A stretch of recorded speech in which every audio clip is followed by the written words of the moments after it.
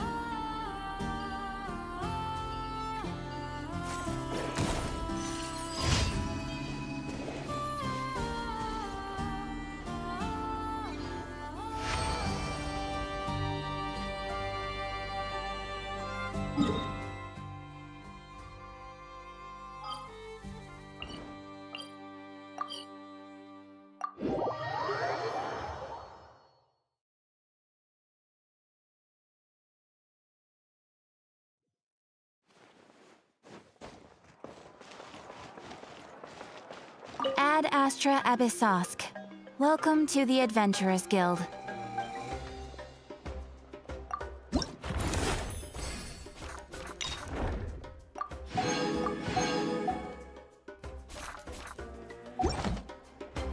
Ad Astra Abyssosk.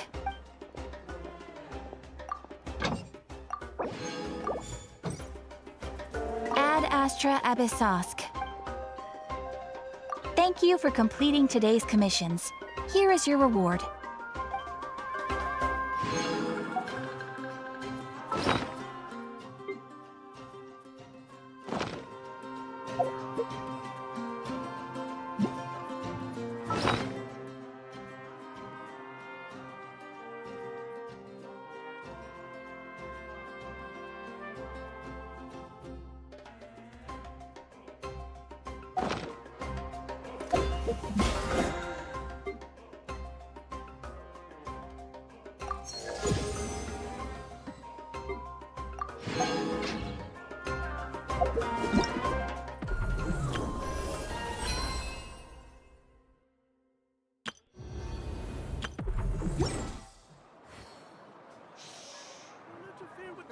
You might want to get a guide if you're not familiar with the area.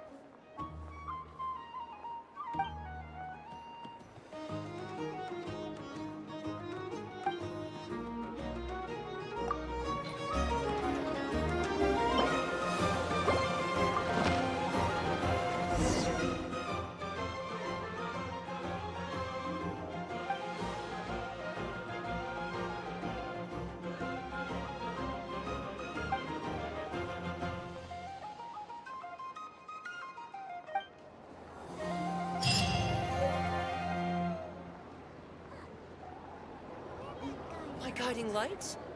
Well, it's actually Luli... I mean, praise the Moon Maiden!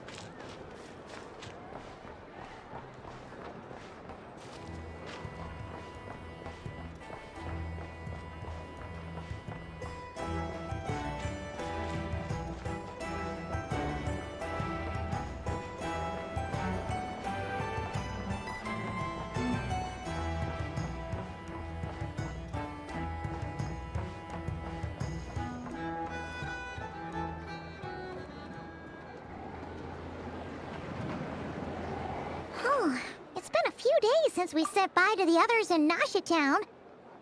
Still no news about Rarer, though. Where could he have slunk off to? If only he was gone for good. But with all the trouble he stirred up before, there's no way we've seen the last of him. Hello! You must be the Traveler and Paimon? Mr. Flynn has been looking for you.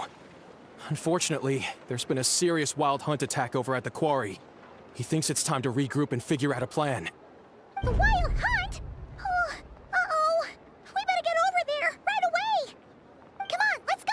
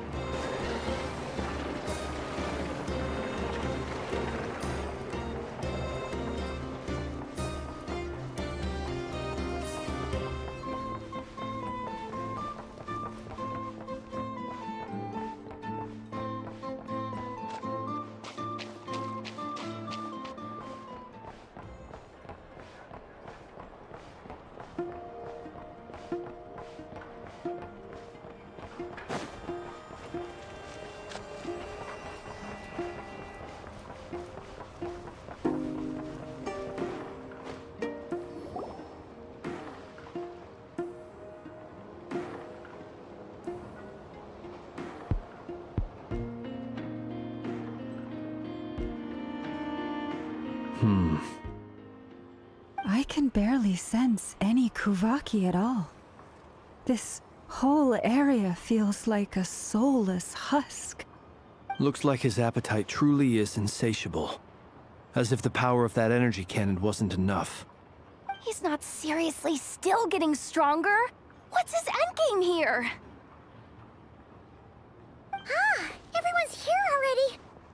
Hey, we made it. So, what's going on? We've all been on high alert since we split up a few days back, expecting Rerir to strike again. But it's like he just vanished into thin air. No one has seen him nor found any trace of his presence. That is, until this morning, when a ratnik found signs of wild hunt activity while out here on patrol. As you can see, the crystalline itself is physically intact, but the Kuvaki it contained is all but completely diminished. And we're sure that Rarir did this. Who else? He's the only one who could pull off a stunt like this. Kuvaki loss has reached critical levels. Reikir of Solnari set to maximum threat level. Warning, unless de-escalation measures are taken soon, he will pose a threat beyond our ability to contain. The consequences could be catastrophic. Traveler, do you remember when we encountered Rerir just after regaining his body? There wasn't a shred of sanity left. Nothing but madness and rage. Yeah, didn't he shout out a bunch of names? Then he started raving about how nothing in this world mattered to him. Oh, Paimon gets chills just thinking about it. Oh, but the thought that he's still out there, lurking somewhere in Nod-Krai, waiting for his chance to strike? Oh, even chillier. Last time we fought, we were already at a disadvantage. If he has such overwhelming strength, why would he suddenly go into hiding? Yeah, if I were him and I wanted more Kuvaki, I'd just take it by force. No point staying in the shadows. Unless something went wrong. His whole resurrection thing didn't exactly go smoothly. The other thing is, how does someone who's completely lost their mind still have the wherewithal to cover their tracks so perfectly? Beats me. According to certain medical studies, insanity does not always entail a complete loss of rationality. It may be that he is simply living in a world of his own. That actually sounds about right. He was ranting away to himself the whole time, like he had zero interest in talking to us. There are many unanswered questions here. He could be right under our noses, and we'd still be in the dark. Besides his name and title, we know little about him. Certainly nothing about his past, or what he might be hoping to achieve. Exactly. And we wouldn't even know where to begin looking. Even Boss hadn't heard of the Reikir of Solnari before all this. I'd be willing to bet that even if we gathered together every scrap of intel in Nod-Krai, we still wouldn't find more than, like, 3 useful facts about him. So, if we do nothing, he'll just keep getting stronger. And if we want to investigate him, we have no idea where to look. Last time we had Marionette and her big robo-buddy to help us, and we still barely held our ground. If we had to face him alone... Oh, Paimon's head hurts just thinking about it. What are we supposed to do against a threat this big? Well, I do have a little hunch about his next move. Given that he attacked the quarry, I'd say it's likely he'll target other places rich in Kuvaki. Somewhere like the Eye of Krati, or the Pillar of Embla. One thing's for sure. If we just sit back and let him keep absorbing Kuvaki, we really won't stand a chance against him. A perfectly reasonable hypothesis. However, it is worth noting that these two locations are quite far apart. To investigate them both, we'll need to split up. I agree, we should split up. Right now, Rerir's goal seems to be gathering Kuvaki, not fighting us directly. Once we're done, let's regroup on Hisi Island. Wait, why Hisi Island? If I recall correctly, Your largest goddess statue was carved from Kuvaki-rich ore, was it not? That's right. Yes, it could well be a potential target of his. I should head back and start evacuating the pilgrims.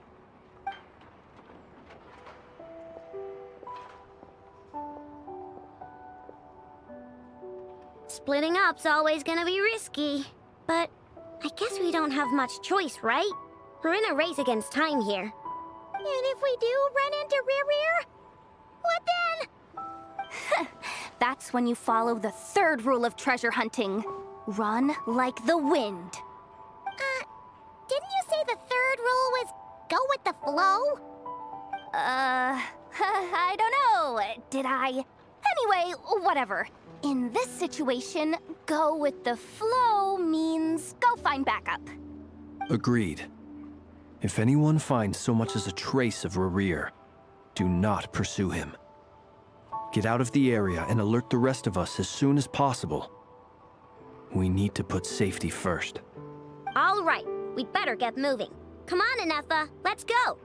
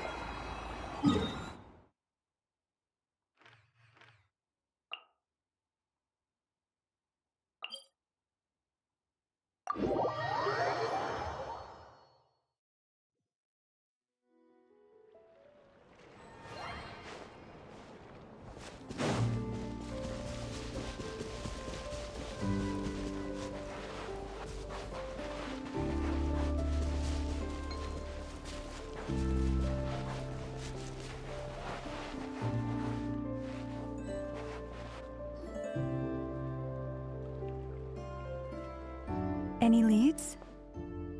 Nope. Diddly squat. No clues to where he might be hiding. It's like he's a ghost. It feels like we're sitting on a powder keg that could go off at any second. Oh, I hate this feeling. I'd rather face him head on than be left hanging like this. So, you guys didn't find anything either? Not loving the word either. How about you, Flintz? I questioned a few Radniki and eventually narrowed my investigation down to one suspicious individual. But by the time I got to his place, he was already gone. Almost as if he knew someone was on to him. Either that, or he's just extremely cautious and doesn't stay in one place for long. He's been biding his time for a while now. The question is, where, or what, is his next target? No idea. Since regaining his body, he seems to have lost all interest in the fragment in my possession. If he did still want it, he's had plenty of chances to take it.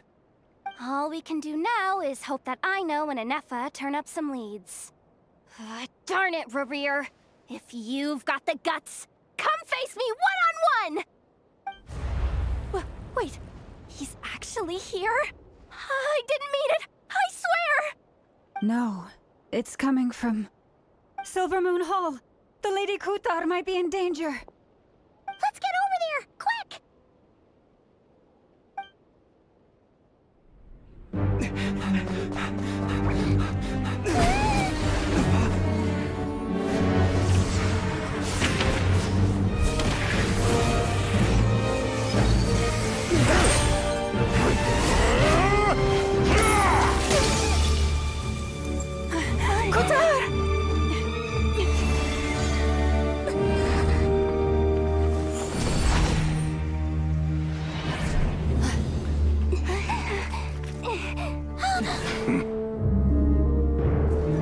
Why is he attacking the damsel elect?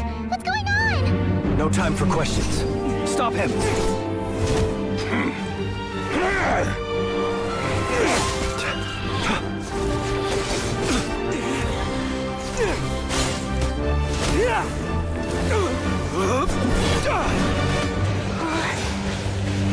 This is insane.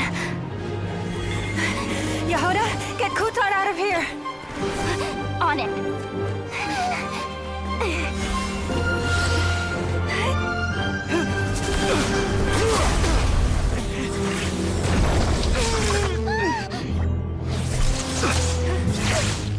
Look where your feeble light has gotten you. Now, you shall plunge into darkness. Thalindus, soon, I will find a way. Watch out!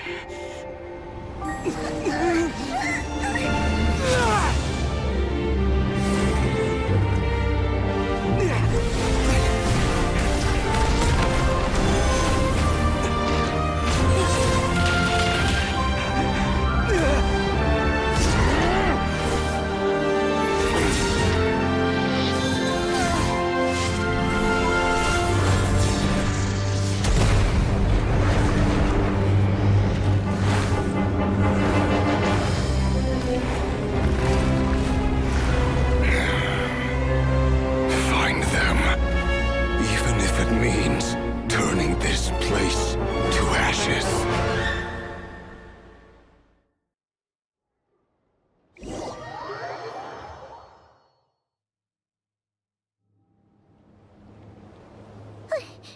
That was too close.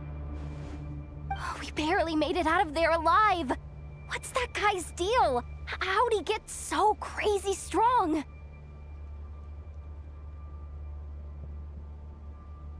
He's a threat to this entire nation. I doubt his strength could even be measured by conventional standards. I have a question. When me and Anefa showed up, we saw him chasing after this lady like he wanted her dead. What was that all about? We weren't there for the whole thing either. They were already duking it out by the time we arrived.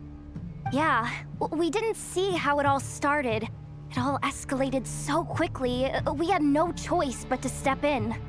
Kutar, can you shed any light on the situation? Kutar. Cross-checking database. I see. So you're the one that the Frost Moon Scions refer to as the Moon Goddess? Wait, she's the moon goddess? Oh, no wonder she looks just like all those statues. There are many reasons why people might worship the moon, and just as many why they might despise it. I've never met that person before, but there was no mistaking his deep-seated hostility towards me. Why he holds me in such contempt, I cannot say. But since he hunts the power of the moon, it's no surprise that I am a target. Kutar. There are many potential motives. For instance, you help the Traveler escape his grasp. This could be his way of taking revenge. It is also possible that he covets the Kuvaki inside you and seeks to take it for his own. The list goes on. But right now, devising a counter-strategy should be our #1 priority. The likelihood of this location being discovered is close to 100%. A counter strategy? But we don't stand a chance against an enemy like this. Surely our only option is to run. He's not gonna chase us to the end of the world, right? So as long as we can sneak out of Nod-Krai undetected. No, I can't say that. Come on, Yehoda, this is serious stuff. You can't suggest we all just chicken out. Running is our only option. Huh? You seem surprised, but what other choice do we have? We are facing an enemy we cannot possibly defeat in battle. Well, I mean, yeah, but still. It's not too late. I can distract him, so you have plenty of time to make your escape. Wait, what? You're gonna act as bait? Doesn't that make sense? I'm the one he's after. There's no need for you to risk your necks on my behalf. A coyote doesn't stop for bypassers while it's howling at the moon. What is it, Loma? The Frost Moon Scions have already grown accustomed to life without their goddess.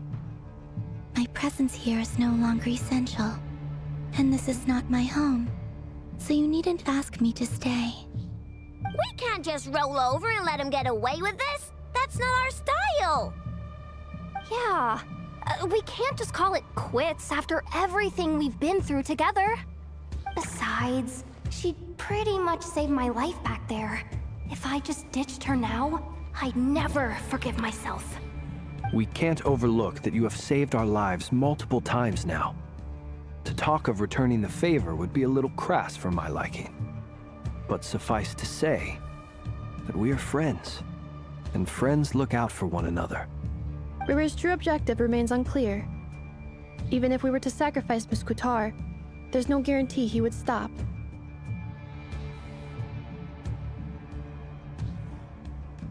But Kutar, I know why you left the Frost Moon Scions so long ago. It was because people started treating prayer as a form of trade. They would make self-centered wishes, force you to accept meaningless offerings in return, and then expect you to perform miracles for them, as if that were their entitlement. If it were me, I might have walked away too.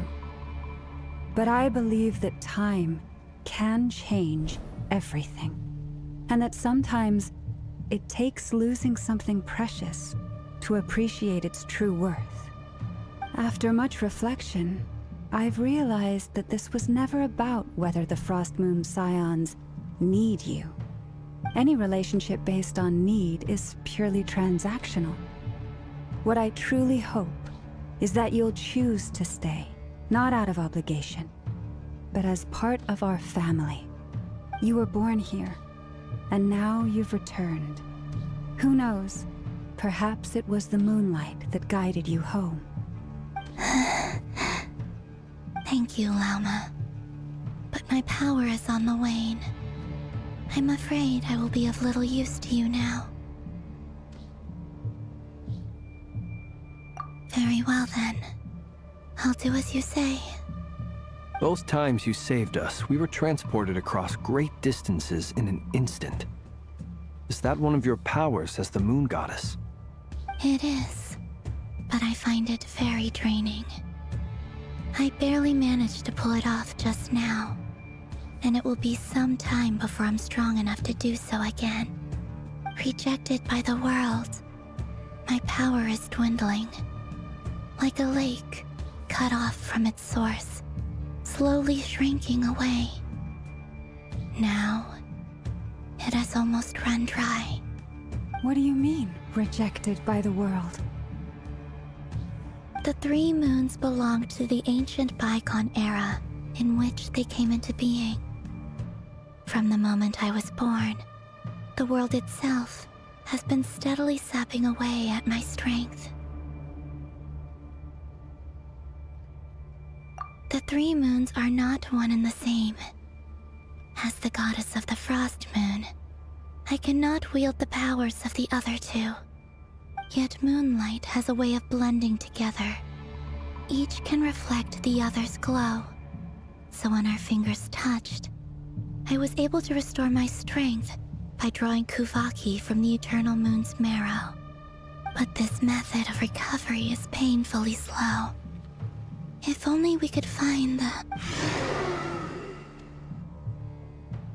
It's the Wild Hunt! Even faster than we expected. We'll have to finish this conversation later. See how those Wild Hunt creatures are running away from us. They're likely just a scouting party, which means Rarir won't be far behind. Then what are we waiting for? Let's get the heck out of here!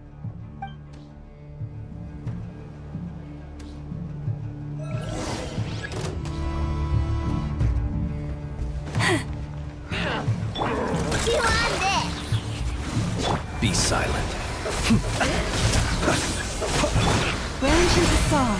Oh, They just keep coming! This is driving me nuts! Rear's closing in on us. We need to pick up the pace. There's too many of them! And this time, we can't fall back on Kutar's help to escape! This goes on much longer.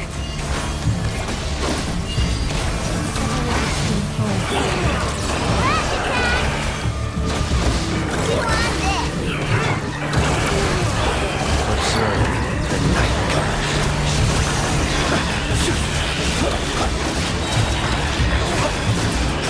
Close your eyes. With one heart, Defensive mode engaged. Accelerate. Preparing for gusto. Be silent.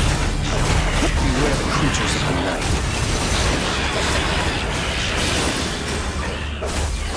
Look, the rainbow!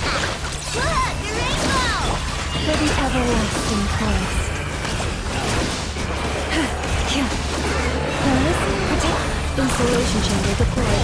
Annihilation mode. Flash attack! By the frost in my veil. You poor lost land. Observe.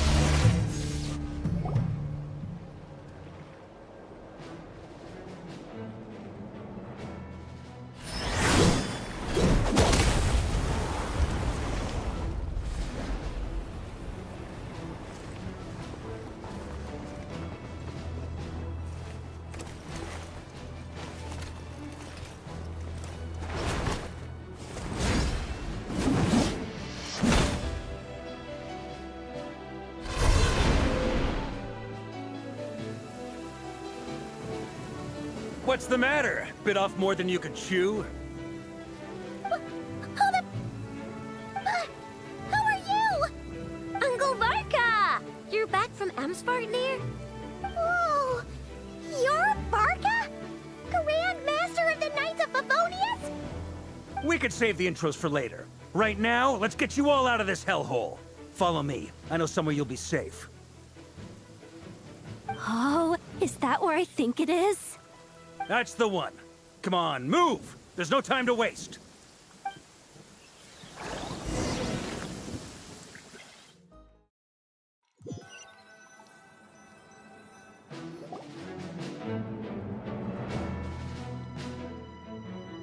Wow! Where are we? This is so well hidden. Well, that goes without saying. This is the Knights of Favonius' meeting place in Nod-Krai, and a contact hub for the Northern Intelligence Network. AKA, the black market of intel. No matter what faction you're with, it's the place to buy and sell information. Their headquarters are in Nod-Krai, but they've got contacts in every nation. As an expeditionary force on foreign soil, working with them has offered us the most effective way of getting our hands on reliable local intel. And this is where we meet, so naturally, it's secure. Anyway, where were we? Folks from Nod-Krai should be pretty familiar with me by now. But I believe this is the first time we've met. Allow me to introduce myself. I am Varka, Knight of Boreas, and Grand Master of the Knights of Favonius. We've heard all about you. This meeting's been a long time coming. You look way younger than Paimon expected. But you definitely have that Grand Master vibe. Well, I'm no spring chicken. Just not showing my age yet. Definitely feeling some of that back pain today, though. Rushed back from Amsvartnir without a wink of sleep, only to get right into another fight with that freshly revived maniac. Another? You mean you fought him before? Yep. He wasn't nearly as strong back then, but he was still a formidable foe.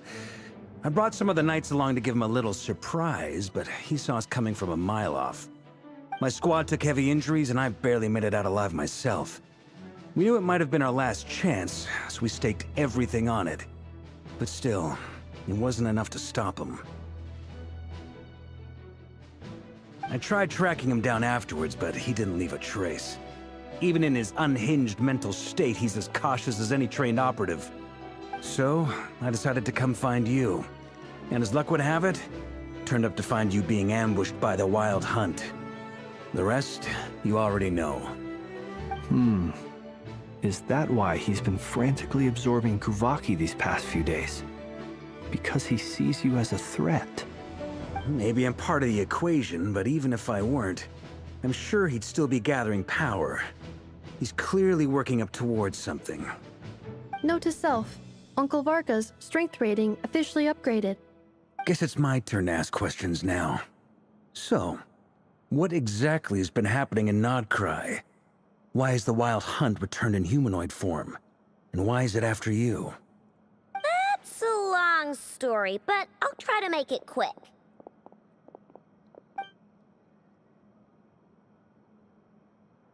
Wow, I had no idea so much had happened. Sounds like you guys have really been through it. So, the Kutar is actually a Fatui Harbinger. And all this Wild Hunt activity in Nod-Krai is the work of the Raker of Solnari, one of the 5 sinners. That's a lot to take in. Need some time to wrap my head around it all. I'm truly sorry, Mr. Varka. You stood with us against the Wild Hunt, and did everything you could to stop it from escalating into a full-blown catastrophe. And then, the one time you're away, it all comes to a head and all your hard work gets undone. You've got nothing to apologize for, Miss Moonchanter. You can plan 100 steps ahead and still slip up. That's just life. No one knows what tomorrow holds. You can't predict which way the wind will blow next. And, to be perfectly honest, I can't say I'm surprised. For all the times we've defeated the Wild Hunt in the past, we've never been able to completely wipe it out. Turns out, we were just delaying the inevitable. But now that a new variable has come into play, fate may well take a different course. A new variable? You mean... us? Who else? And in a strange way, I think his resurgence might not be an entirely bad thing. The Wild Hunt is like an unrelenting force of nature, but Rerir is an individual with an agenda. He's gotta have a weak spot somewhere. That said, while I was explaining everything just now, some of the points that Mr. Flint's added caught my attention. You mean about our mystery ally? That's right. From what you've said, not only did they lead you straight to some key files, they also shielded Hisi Island from a lethal Kuvaki blast. I don't know who or what could pull something like that off. Heck, even Miss Columbina doesn't have a clue. I hadn't heard the story about those files. Would you mind repeating their titles for me? Wild Hunt Phenomena Log, a Nod-Krai and Ratnik's Field Journal, and Kuvaki Survey Log. Oh. No. Still doesn't ring a bell. Another dead end. Guess all we can do now is hope that our mystery ally keeps showing up when we most need them. Still, it's safest to assume they won't be intervening again. From here on out, we'll have to resolve this crisis by ourselves. Your intel also explains something else I've been wondering about. The reason I led my team to Amsfarnir was because we'd had reports about a possible source of the Wild Hunt showing up there. But once we looked into it, it turned out to be a red herring. I don't know who was behind it, but clearly, it served its purpose. I doubt it's by chance that he happened to make his comeback while my attention was diverted. And from everything you told me, it sounds like his scheming began well before his return. So maybe luring me away was all a part of his plan. But is it even possible that he orchestrated all of this by himself? The Moon Maiden and the Raker of Solnari, Nod-Krai of all places. The way everything is unfolding, it can't be a coincidence. So, what do we do now? Got any ideas? Right now, we've got at least 3 things to consider. Let's go through them one by one. First, we need to figure out how to take down Rerir. If we can't beat him in a straight-up fight, the rest won't even matter. To my knowledge, the bulk of Nod-Krai's fighting force is already gathered here. But even with everyone united, we're still no match for Rerir in his current state, let alone with his power still growing.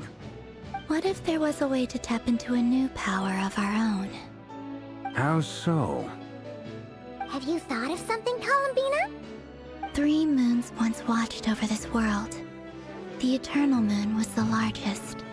The Frost Moon was the brightest. And the Iridescent Moon was the most mysterious. They say that back then, the 3 moon goddesses wielded immense power. Enough to shape the workings of the world itself. I now bear the Frost Moon's power, and the Eternal Moon's marrow resides within the Traveler. Hold on. Are you suggesting? The iridescent moon, the last piece in the puzzle. That's right. If we can find the Iridescent Moon's marrow, I will be able to regain my strength much more quickly. The 3 moons are said to stir the tides and illuminate all things. Perhaps they hold further secrets beyond our understanding. According to my analysis, the solution is feasible. However, it is subject to one major condition. How do we locate the Iridescent Moon's marrow? I know a way, but we will need to visit the Fatui's Experimental Design Bureau. The Experimental Design Bureau? Are you saying we need to involve Marionette? Yes. I must speak with Sandrone. It's a long way from here to the Experimental Design Bureau. There's a high chance you'll be spotted. You shouldn't go alone. Then that's settled. Next up, our second priority. Somehow, we need to figure out Rarir's end goal. As you saw for yourselves, when he was still in his wild hunt form, everything he did was for the sake of recovering his body and resurrecting himself. His first act since then, after laying low for a while, was to try and assassinate this young lady. People's obsessions often reveal their greatest vulnerabilities. There must be a reason why he despises the moon so deeply. Perhaps it sheds some light on his title, the Raker of Solnari. The Wild Hunt has plagued Nod-Krai for centuries now. If we want to stop it for good, we have to get to the root cause of what's driving it. It's true. We still know very little about him. If Kuthar hadn't given us that lead, we wouldn't even know his name. But where would we even start? I doubt even the Intel Queen of Nod-Krai has a clue, and she has info coming out of her ears. Oh? That's a rather hasty conclusion for someone who's so painstakingly meticulous when it comes to dealing with machines. Ah, she heard me.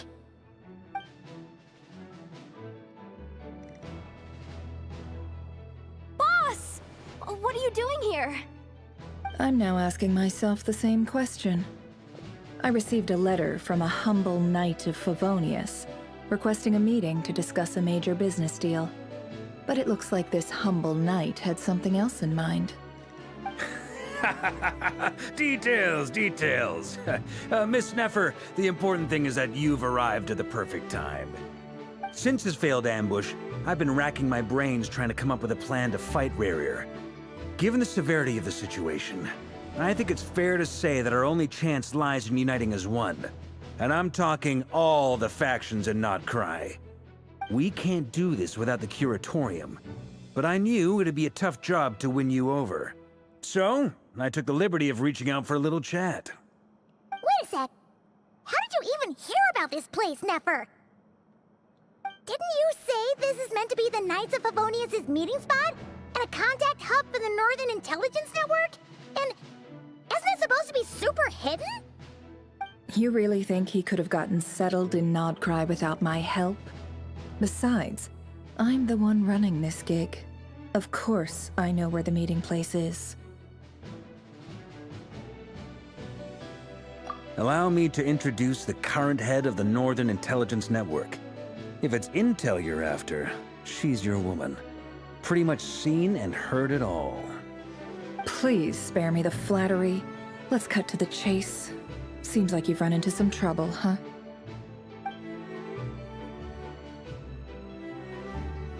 Well, this certainly qualifies as an unforeseen crisis.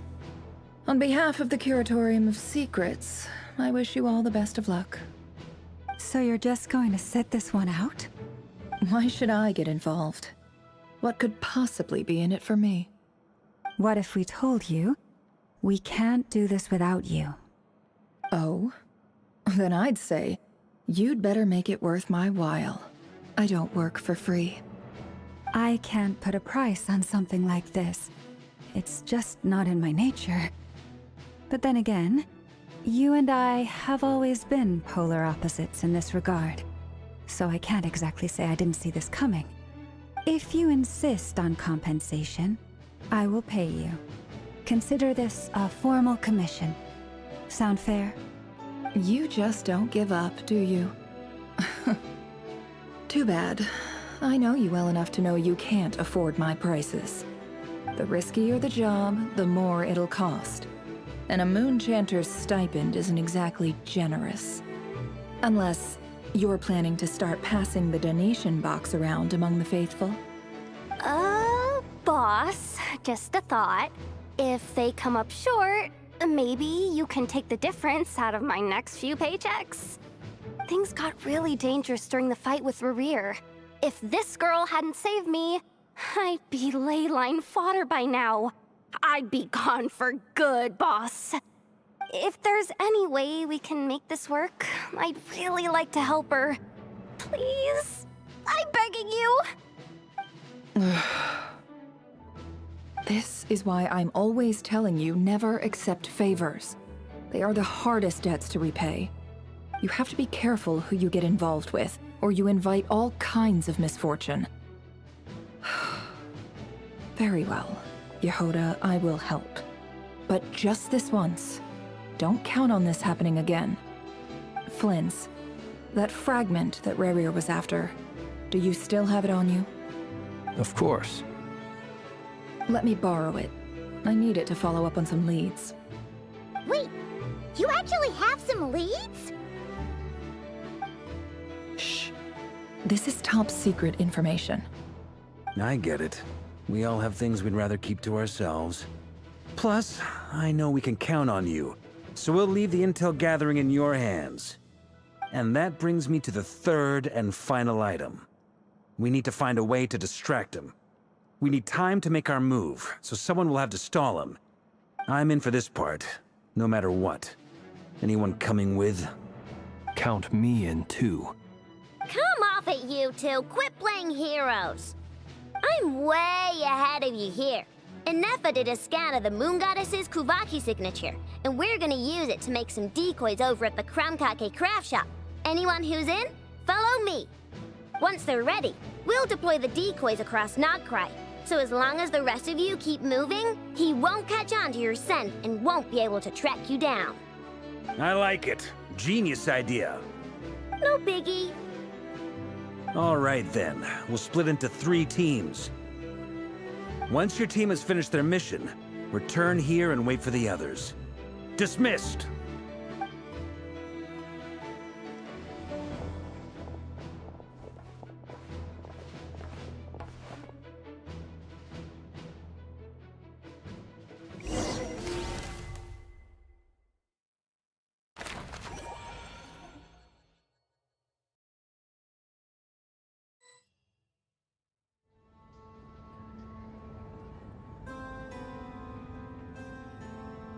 Lady Damselette.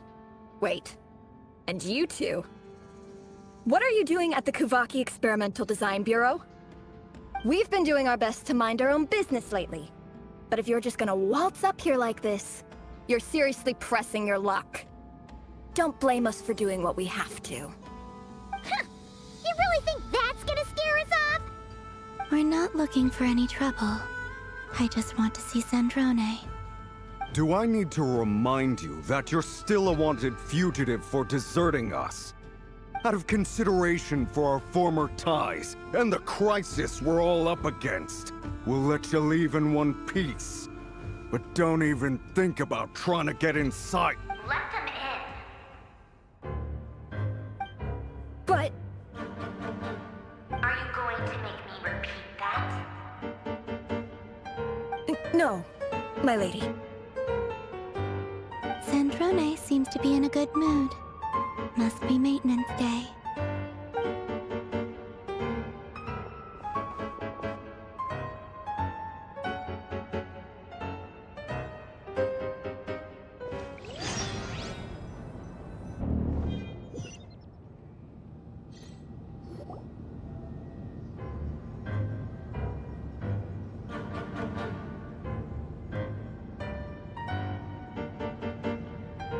So tell me, to what do I owe the honor this time? Actually, before you answer that, just so we're clear, we're not colleagues anymore, Columbina. I don't owe you anything. I promise it's nothing big. It seems like you've gotten the wrong idea here. The only reason I let you in was because I was bored. It seemed like a way to kill some time and satisfy my own curiosity. Whatever miscalculations I may or may not have made in the past, I haven't lost the plot enough to even consider sticking my neck out for your sakes. I'd like to speak with Arlecchino. What? Huh? You mean the knave? I'd like to speak with Arlecchino. Is she in Nod-Krai? No, she's not. Once the work on this facility was completed, she went back with the Rooster and Regrator. The only ones in Nod-Krai are me and... What is it you need to speak to her about anyway? Rerir is hunting me. If I'm going to face him, I must first retrieve the lost moon.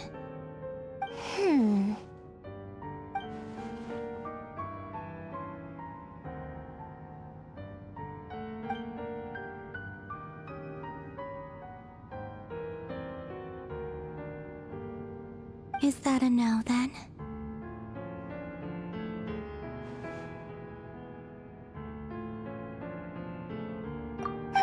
As if I need reminding. I was this close to settling things with him before someone decided to whisk me away to their weird little garden. Have you held any tea parties lately? Tea parties?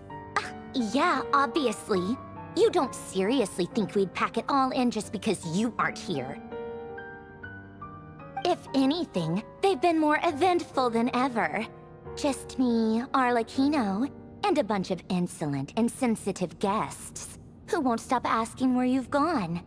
Oh, they've been a real joy. I bet you served them the worst tea you have. Just like you used to do to me when I upset you. Who cares about how good the tea is when there's no one around to drink it? I keep losing people. First Rosaline, now you.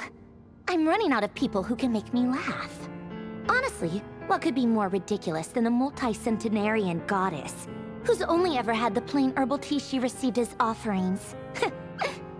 You'd always brew a different type of tea for me each time. Was it really just to see how I'd react?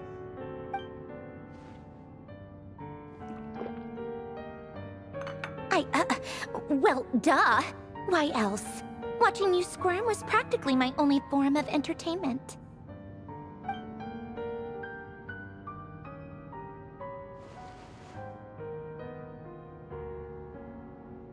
Oh, yeah.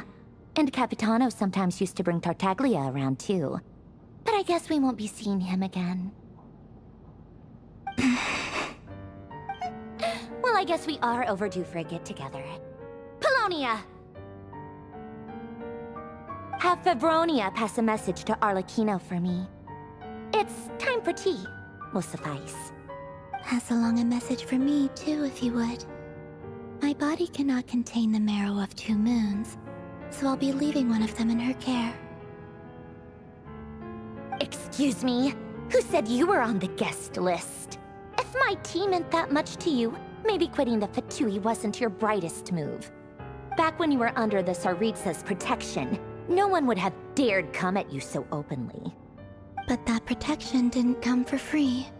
In fact, I paid dearly for it.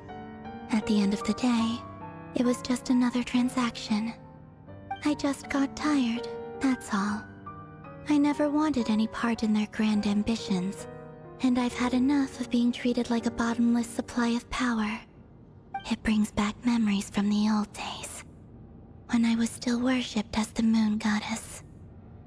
Centuries on, it may be a different group of people, but I see the same greed in their eyes. I figured you'd leave eventually. You didn't have as much of a reason to stay as I do. The Tsaritsa gave you shelter and protection, but that was it. Nothing more, nothing less. Meanwhile, the Fatui demanded everything from you in return, until it was more than you could bear. I get why you left. And frankly, I have no interest in dragging you back just because the higher-ups told me to. But if you keep hanging around with this riffraff, the next time we cross paths, we might be enemies for real.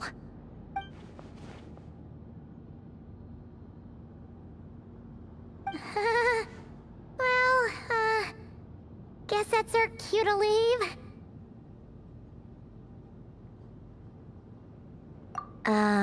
That might be your plan, but it sounds like someone else wants you to stay a little longer. Huh? What do you mean? Listen.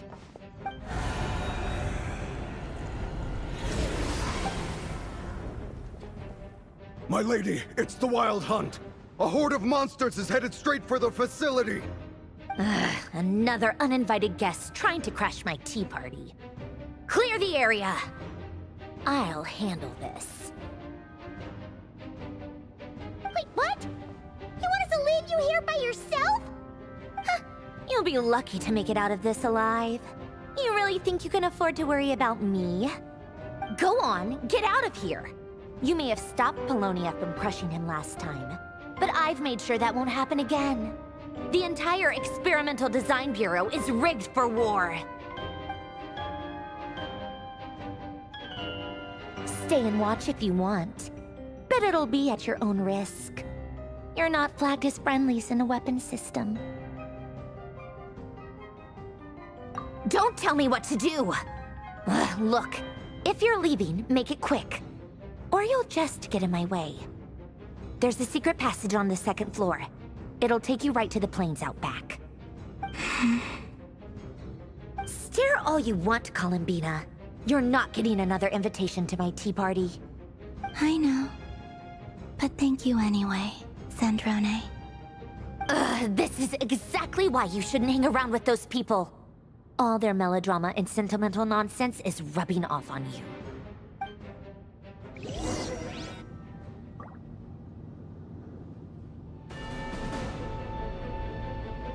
Come on then, Mr. Ray here.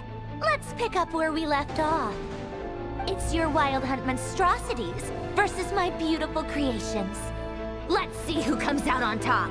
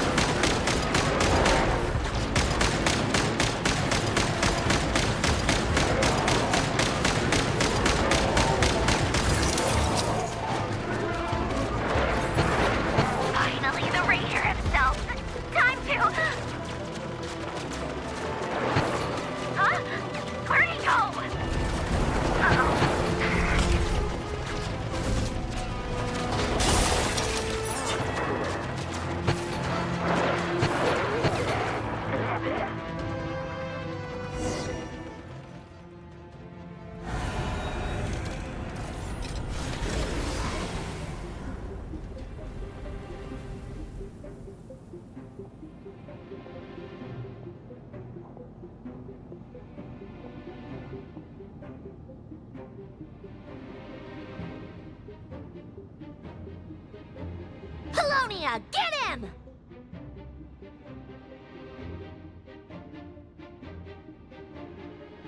I've upgraded Telonia again since our last encounter, and uploaded every last scrap of your data. So let's finish this, once and for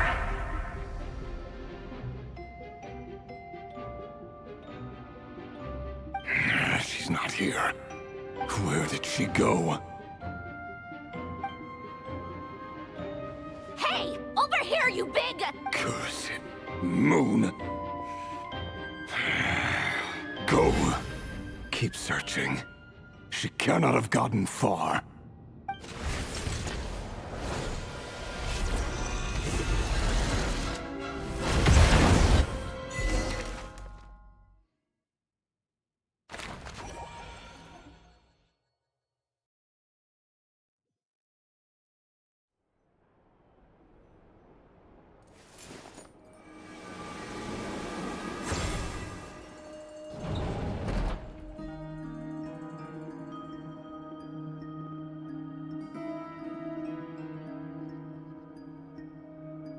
So this is your method for investigating Rarir's past? It almost looks like some kind of ceremony. Good deduction. But it's quite a different affair from what you're used to with the Frost Moon Scions. Whoa, first time I've ever been in here. Boss always said it was off limits, so I pictured some kind of creepy dungeon. But it's actually kinda nice. Oh, I guess this must be Sumero decor? That's where Boss is from. And that nice shopkeeper who sold me my treasure compass. I'm not sure exactly what you've got planned, but it looks like you're all set. When do we begin? Whenever we wish. But for some reason, I've got a feeling this isn't going to end well. I've never faced Rarir myself, but from what you've told me, his power is beyond anything I could imagine. I, on the other hand, am just an ordinary businesswoman. Our paths should never have crossed, yet here I am, forced to make an enemy of him. If you ask me, you're about as far from ordinary as it gets. So what are you saying? You're getting cold feet? Once I take a job, there's no backing out. Still, I have to ask myself if the power I'm relying on will even work on an opponent of this caliber. And also how to make sure I come out of this alive if things spiral out of control. Death is the one thing we can take for granted. It is the great equalizer, however fortunate or unfortunate we may otherwise be. So it's important to consider how to spend what lifespan we have left. Come on, boss. Lighten up. Quit talking about death. It's bad luck. For once, I agree with you. When you're up against a foe like Rarir, there's no such thing as being too prepared. Is there anything I can do to help? That won't be necessary. I've already made up my mind. Time to cash in a precious favor I've been saving for a rainy day. Yehoda, I need you to find someone for me. The sooner the better. Eh? Find who? That shady merchant who sold you an overpriced treasure compass the other day. Come on, boss. You're pulling my leg again. In what way is she shady? She showed up when I was completely lost and sold me a neat little gadget that was exactly what I needed. Trust me, she's a good person. Anyway, I know who you're talking about. Don't go anywhere. I'll be right back.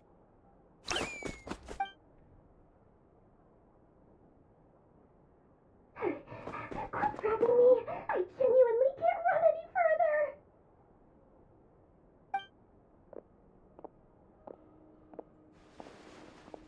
Hey, aren't you? What is it? What's the big rush? You dragged me out of a dream where I was literally swimming in Mora. I'm charging double my usual attendance fee. See, look how easygoing she is. After that rude awakening, she could have completely snapped at us. But instead, she kept it together and just asked for an extra fee. Dori Sangama Bay?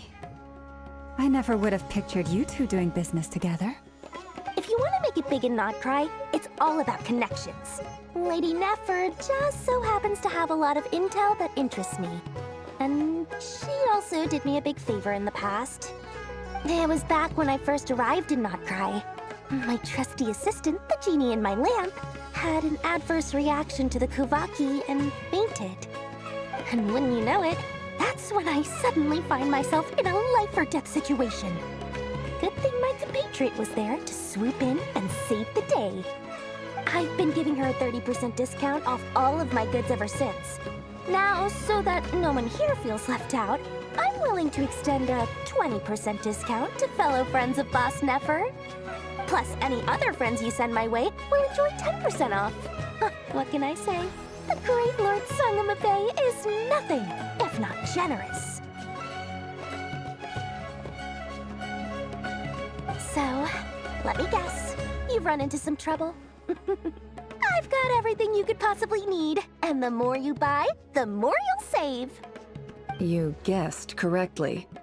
What have you got in the way of survival gear? The one type of gear I've never been short on.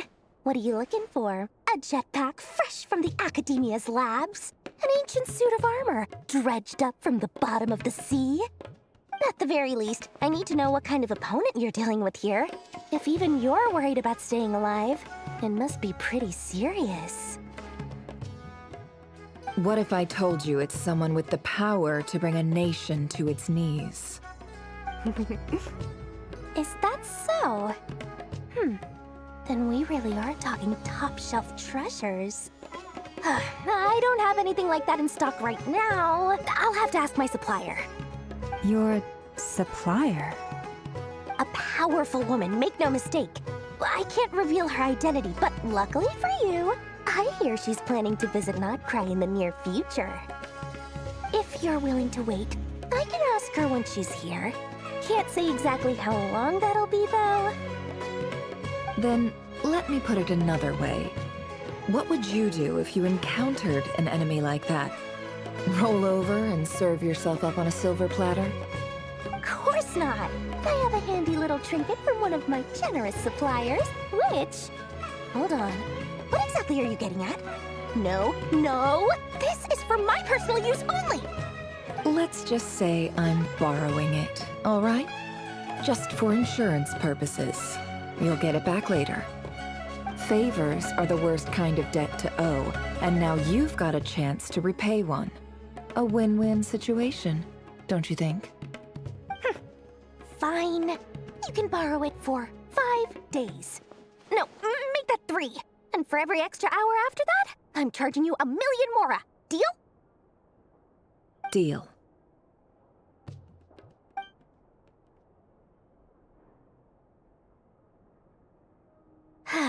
What a way to start the day. Now, was there anything else you wanted? Or can I go back to bed now?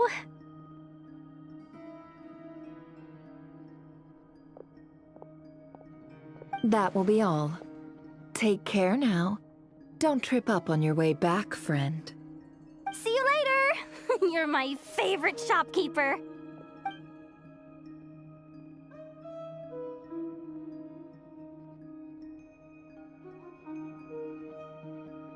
Excellent. Everything is well and truly ready. The ceremony can now begin. After initiating the ceremony, your minds will follow me wherever I go. You will see many strange things in your mind's eye. So remember, don't be frightened, and don't make a sound. Now then, let us peer into the Raker of Solnari's past.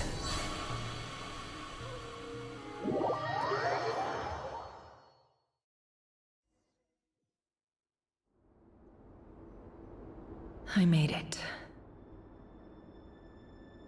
I don't recognize this style of architecture. Must be Conrian.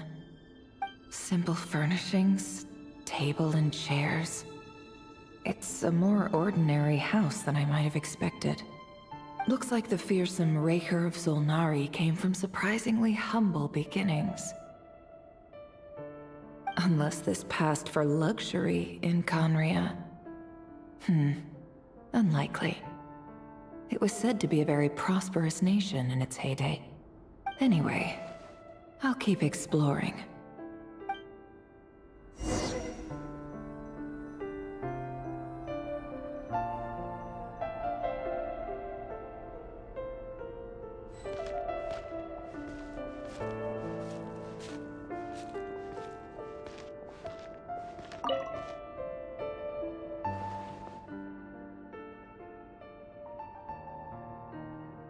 Hi, Rivier.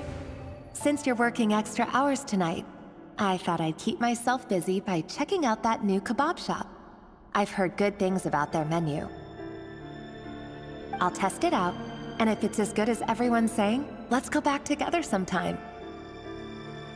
P.S. New stash from the Universitas Magistrorum. I brought some goodies home. A few teacups and a pin rack. Hope you like them. They didn't sign their name, but they must have been close. Sounds like they were living together.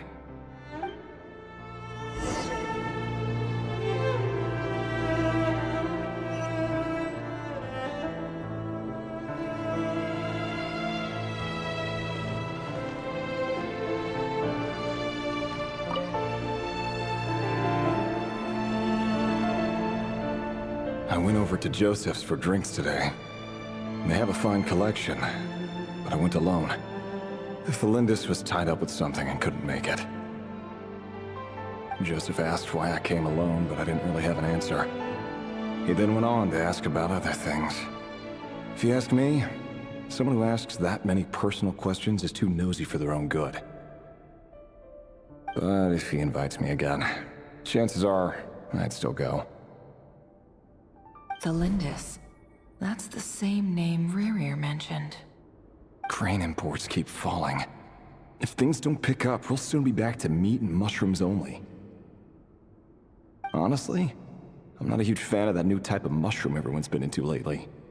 Didn't it start out as a lab-grown variety? I heard it's even mildly corrosive. Seriously, why would you even eat something like that? I don't care if it's an impressive feat of alchemy. That just isn't the kind of thing I like to eat. Grain has to be imported, and they're eating a diet of mostly meat and mushrooms. Could it be because Conria is underground, so it doesn't get much sunlight? That would explain why they use so much stone in their buildings. They even use alchemically modified strains for food. Seems like the people of Conria don't have many options when it comes to dining. I've just about saved up enough now. Time to buy it and keep it somewhere safe. Making a big purchase. I wonder what it is.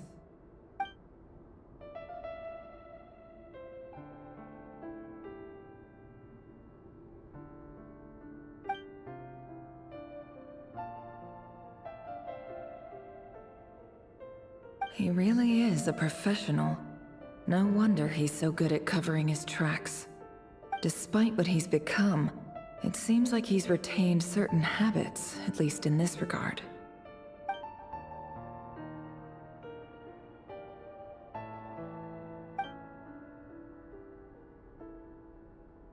Did Rerir rip it out himself?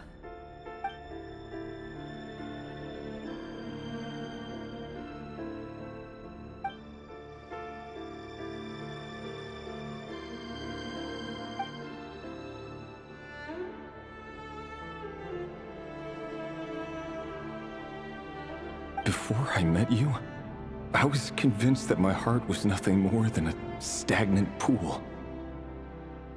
The burial place of a fallen moon. A withered, windless grove where the waters rested forever unrippled. It was you who helped me see that my heart hadn't entirely withered away. That it could still beat to the rhythm of love. This is just trivial sentimentality from the looks of it. Why would he go to the trouble of hiding that? The burial place of a fallen moon.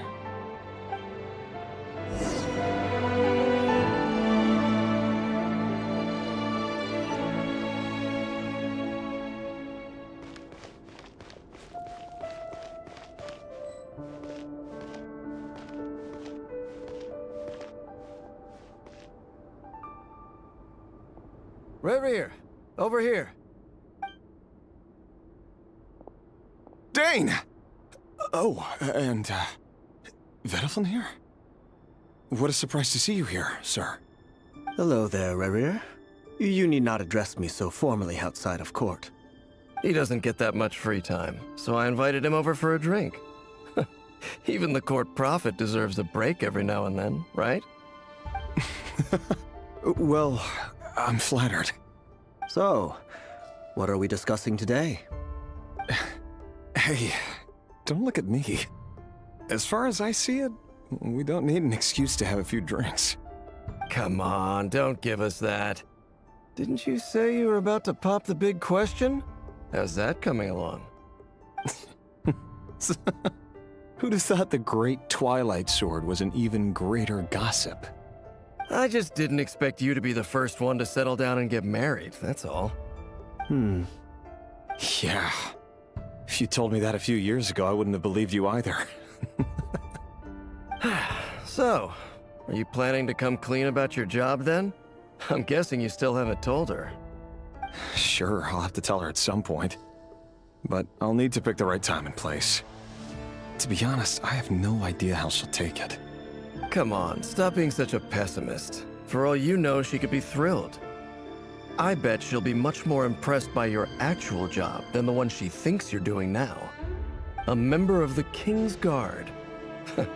Quite the cover story. Does the king himself even know? Of course he does. Anyway, enough about me. How have you been? Me? Same old, same old. Nothing much to... Huh? What's up, Ved? It's nothing. Vediflin, Daneslif's elder brother. Renowned throughout the court of Conria as the Visionary. And said to possess a wisdom far beyond the reach of any ordinary man. And yet, despite the gulf between us, he seems to have something to say about me. Does he even know me? Does he see me as a friend of his brother, or just another of the Vinster King's blades? Why did he react so strongly? Was it really to do with what we were talking about? Brown, curly hair and brooding blue eyes. So this is what Rerir looked like back in the day. Perfectly normal. No different from anyone else.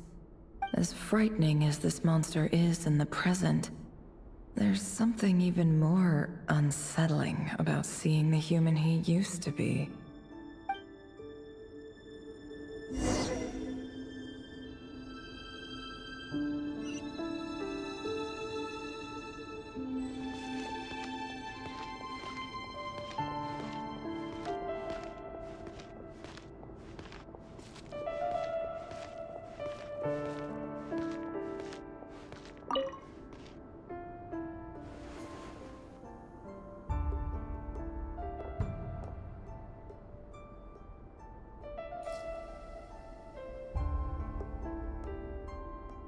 Felindis?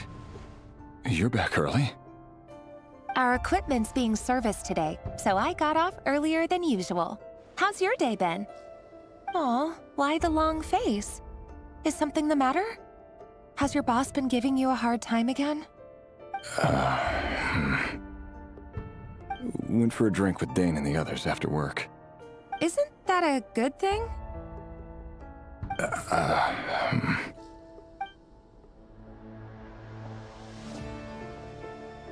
Vediflin showed up today, too. You know, Daneslif's older brother. Ah, Mr. Vediflin. Yes, I've heard of him. They say that everything he says ends up coming true. He overheard Daneslif mention that I'd recently proposed, and seemed to have an issue with it. But when I asked what it was, he kept it to himself. So, You're worried? You can be such a child sometimes, Reverie. We're nobodies. Why would the Visionary be concerned about us? I'm sure someone in his position has much bigger fish to fry. Maybe you're right. You worry too much, Reverie. We've been together for ages now, and everything's been going so well, has it not? You've even proposed to me. So, you do remember. Tell me then. What's your answer? Like I said, I need some time to decide. You can't just rush into things like this. We may be nobodies in the grand scheme of things, but if we want things to work out, we've still got to plan ahead. All right. Take your time. Just don't keep me waiting forever. Nobodies. Sounds about right. In the eyes of people like Vedalfnir and Dainsleif, what do we matter? Can someone whose gaze is so fixed on a far-flung future even see the present clearly? Besides, the dynasty's fate rests with the king and his inner circle. Whatever I do, it won't make much difference. Meanwhile, every idea they come up with and every decision they make, it affects everything.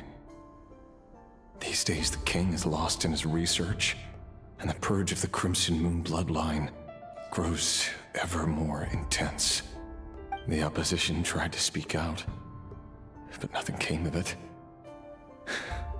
And I'm under no illusions as to why. Because we eliminated them and got rid of their bodies. A man can have 1,000 reasons to carry a sword, but there are few good excuses to use it. Yet the king has never even considered a gentler approach, and he never will. What becomes of someone who kills on another's behalf? Can he ever find true peace?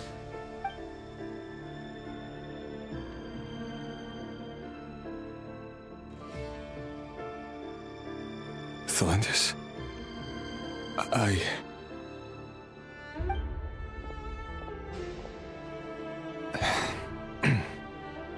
It's nothing. You were right. Fate has never smiled upon nobodies like us. But by the same token, it's unlikely to bear a grudge against us either. There's no reason we can't keep living happily together, cherishing the simple joys of each day as they come. See? You just need to stay positive, Reverie. I can feel your warmth, your breath. You're right there, right by my side. Just seeing you makes me happy in a way I can't explain. And that's something that no one could ever take away from me. So smile, my love. Let go of that frown. You're right, Thelindis. I've just been overthinking things. That's better. Getting caught up about things like this will only ruin our evening. Speaking of which, all set for the ball tonight? I need to go get ready. You go ahead. I just have a few things to take care of, then I'll come join you. Even busier than the big shots, huh? Fine, I'll go get started. But don't be late. If you keep me waiting too long, I won't be a happy bunny. Relax. I'll be there. Seriously, though, you drive a hard bargain.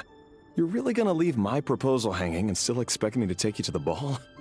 Well, that goes without saying. I already told everyone I'd be coming with a dance partner. Besides, they're two completely different things. Let's take it one thing at a time, all right? All right. White outfit it is. It seems like Rerir was deliberately hiding his ties to the intelligence services by giving the impression that he was just an ordinary member of the Finster King's Guard. He clearly doesn't want his would-be fiancée to know about his other life. Then again, that's hardly surprising. People in the intelligence trade rarely do. Who'd have thought we were in the same line of work? Let's dig a little deeper.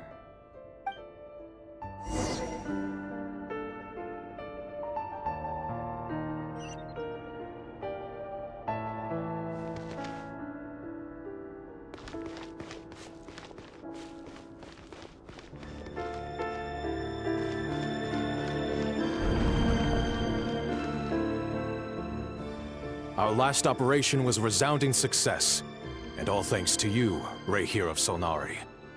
In total, we apprehended 32 dregs of the Crimson Moon, and 67 accomplices.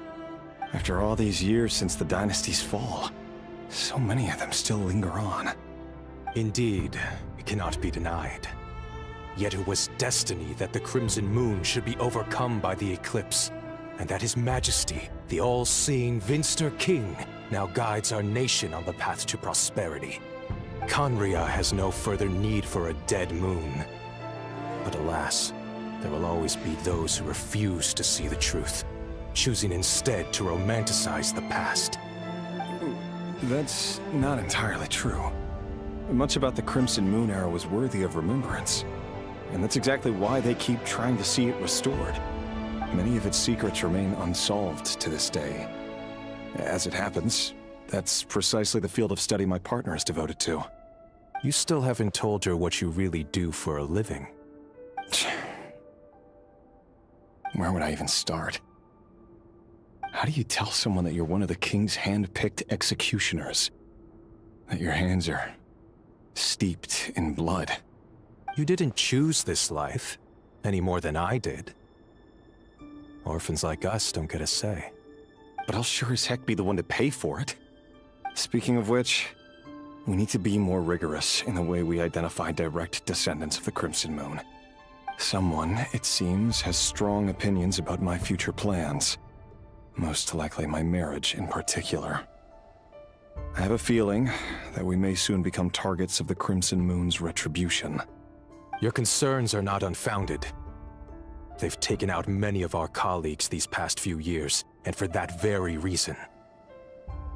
These are no helpless lambs we're leading to the slaughter. They're wolves in sheep's clothing. Take care, Rahier of Solnari. I look forward to toasting you at your wedding. Thanks, Thorkel. You look after yourself, too.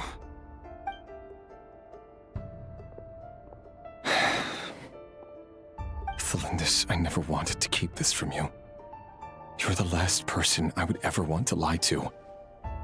But that's exactly why I can't tell you everything. There are things you shouldn't know. Things you cannot know. The moonlit dynasties are a thing of the past.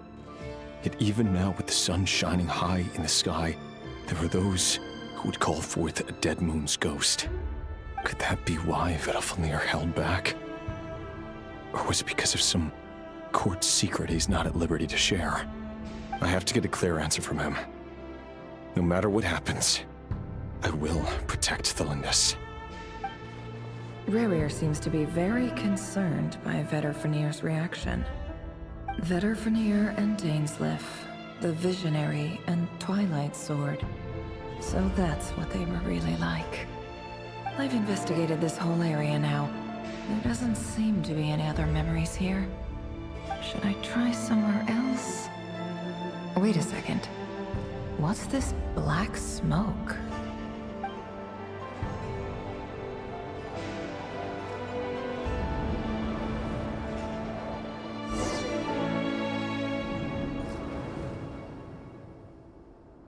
So, he's late after all. Just you wait, Rahier. You're in for it. Big time. Are you waiting for someone, ma'am? Could I tempt you into buying some flowers? Oh, sure. Pick me out a pretty bunch if you would. Thank you. But I'm afraid none of them are as pretty as you. For someone so young, you sure have a way with words, don't you? I'm only telling the truth. Look me in the eyes. You'll see I'm not lying. May we have a word in private? Who are you? And what do you want? It doesn't matter who I am. Too many of our kind have fallen lately, so I decided to take the risk of reaching out. Not long ago, the Rahier of Solnari led an assault on one of our strongholds. We suffered many casualties, and many who came to our aid lost their lives as well. Sorry, I don't know why you're telling me this. And I don't want to get involved. Wait, hear me out. This time we finally got a clear look at his face and learned his true identity. His name is Rahier, and he claims to be one of the king's guards. What did you say? A cruel irony, isn't it? The man you're set to marry leads a double life as a brutal executioner. But surely, you must have caught a whiff of the blood on his hands. Why are you telling me all of this now? Simple. It's because... How strange. Rerir was nowhere to be seen in that memory. It clearly belonged to Thelindis. Rerir couldn't possibly know what happened if he wasn't even there. Why would her memories appear in his fragment? The ceremony won't last much longer. I think it's time to call it a day.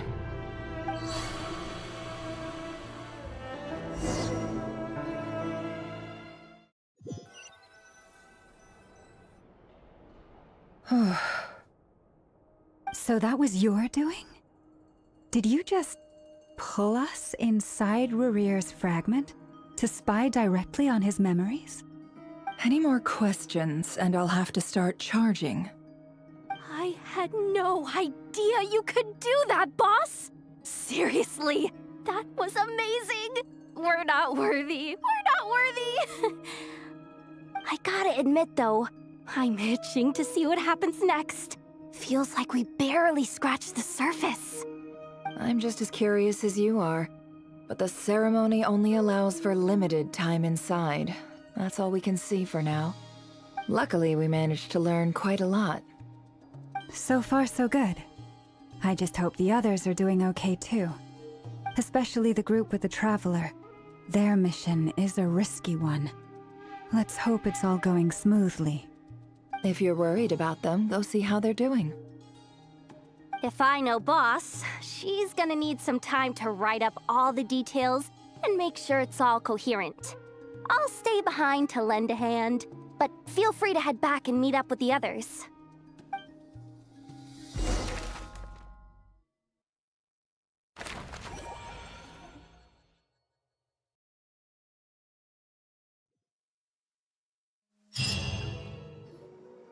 Oh, they've been prowling around for nearly 2 days now. These things just won't quit.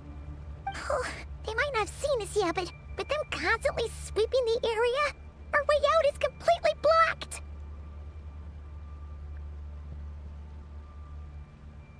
Oh, that's never gonna work. One little slip up and it's game over. If they spot us, they'll run straight back to Rerir, and once he knows we're here, it won't be long before he's breathing down our necks again.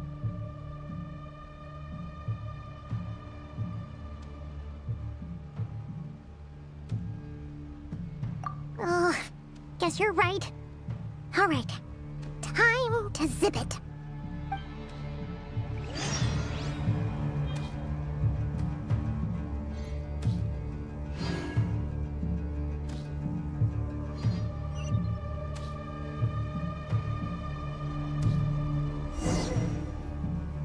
Oh, they've been prowling around for nearly 2 days now.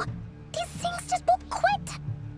Oh, they might not have seen us yet, but them constantly sweeping the area, our way out is completely blocked. Oh, that's never gonna work. One little slip up and it's game over. If they spot us, they'll run straight back to Rerir, and once he knows we're here, it won't be long before he's breathing down our necks again. Oh, guess you're right. All right, time to zip it.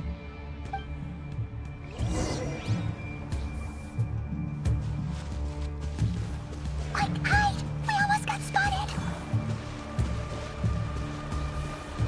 Phew! That was a close call.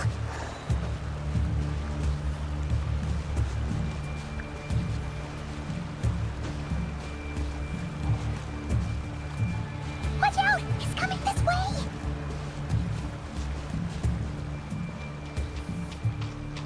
Keep going. We're nearly there. This is the final hurdle.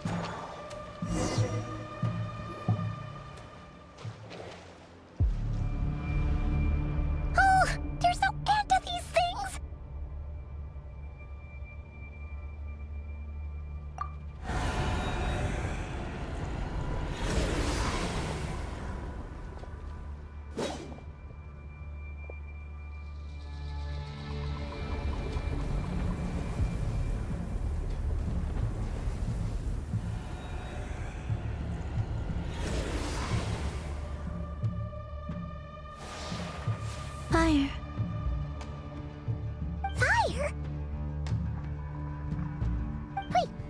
smell. Oh no! There's a fire!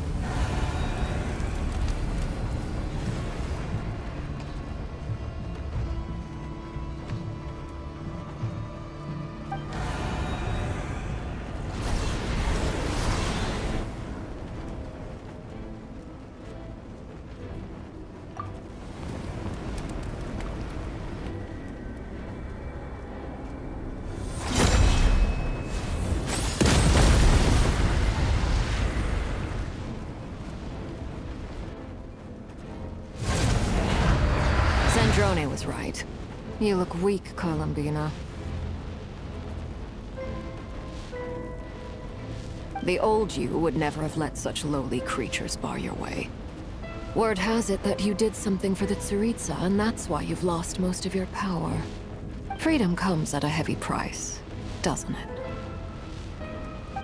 It's Arlecchino! You came! Hello again, Columbina. And greetings, guests of the House of the Hearth. It's been a while, Arlecchino.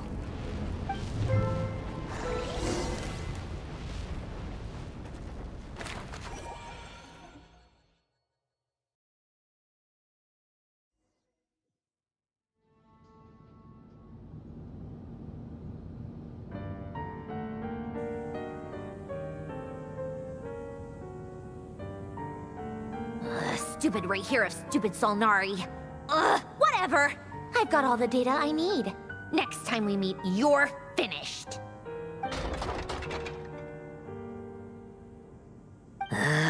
He sure doesn't pull his punches. Excuse me, do you need a hand? You can do me a favor by staying out of my way. Can't you see I'm busy? Wait a minute.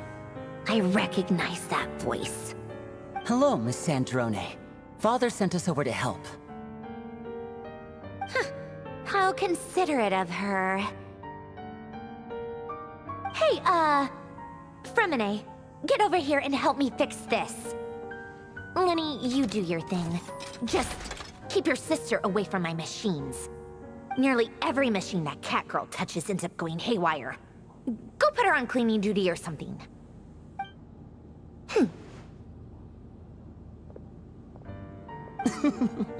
Then let's start downstairs. Fremine, we'll leave this place to you. You've got it. Wait a second. Pretty sure there's still some tea in the cupboard. If you want some, you'll have to make it yourselves.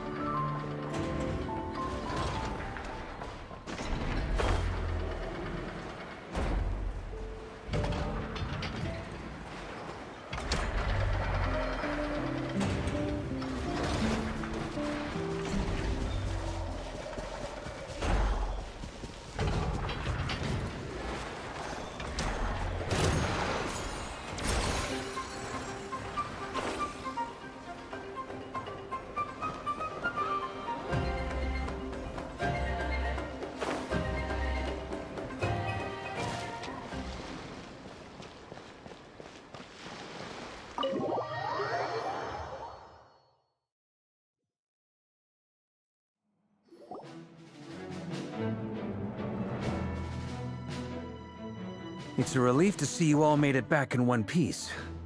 Huh? Feels like there's quite a few people missing.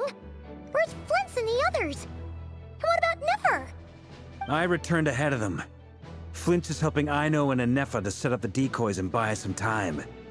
As for Miss Nefer... Boss is still wrapping things up on her end. She sent us back to fill you all in on the top secret intel we've been gathering. I see. Then let's get right into it. But first, who do we have here? You brought someone else in to help? Greetings. I was invited here to help as a longtime tea party companion of Columbina's. You may call me Arlecchino. Surely it can't be. Those eyes. Oh, where have I seen them before? Wait, of course. In those memories we just saw. The only Arlecchino I know is the fourth of the Fatui Harbingers. So either you share a pretty uncommon name, or you're more than just a tea party buddy. You're well informed, Grandmaster. A man from Mondstadt living all the way out here in Nod-Krai, and yet the people and affairs of Snezhnaya seem to hold a special place in your heart. Oh, the feeling's mutual. Sounds like you know all about who I am, too. A Fatui Harbinger. The atmosphere in here just got really tense. Guess we can't just start trusting Fatui Harbingers, even at a time like this. I must admit, though, I'm a little curious. Seeing as the moon goddess no longer belongs to the Fatui, what makes you so willing to put your neck on the line here? Nor does Nod-Krai belong to Mondstadt, Mr. Varka.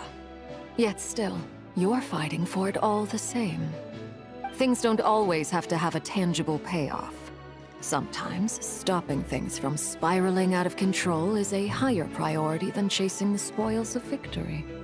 Of course, I can't say there's nothing in it for me at all. But that's between Columbina and myself.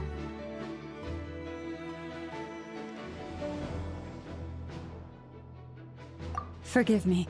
I don't mean to doubt you. It's just that the Fatui really have been the source of many of our troubles. We have our own way of doing things here in Nod-Krai. But ever since they arrived, the Fatui have treated us with nothing but hostility. I know there's been a lot of bad blood between us in the past. I've done my utmost to avoid friction whenever I could. But sometimes fundamental conflicts of interest simply can't be settled amicably. That's why I'm here solely in a personal capacity. This has nothing to do with the Fatui. As a gesture of good faith, I'll be frank. I can help Columbina track down the iridescent moon's marrow, which will help her restore more of her power. Anyway, what else is on the agenda? Let's begin. She says she'll be frank, then completely skips over the details. Looks like she doesn't want to give away too many secrets after all. But she clearly wants to change the subject. It'd be awkward if I tried to bring it up again now. I guess we'll just have to go along with it. She's the fourth of the Fatui Harbingers after all. One look and you can tell she's not someone you'd want to mess with.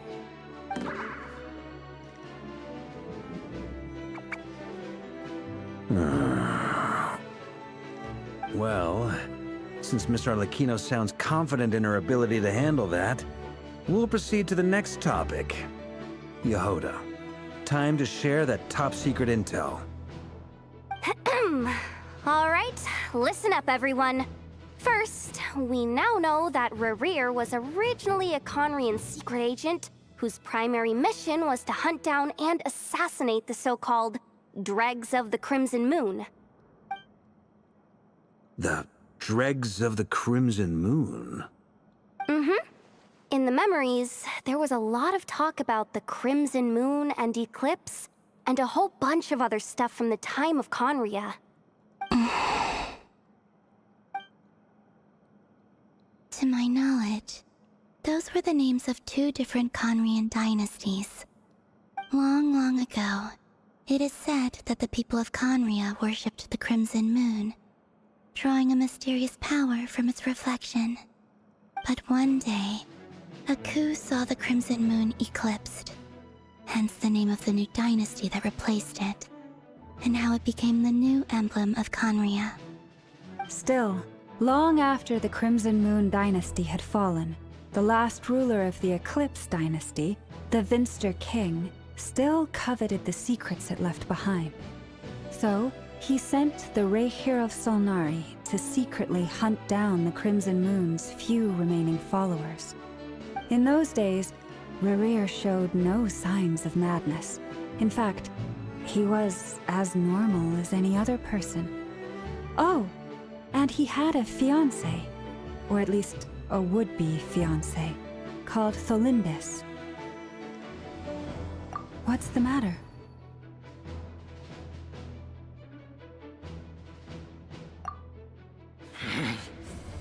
Stephanie, Granddaughter, Flinders.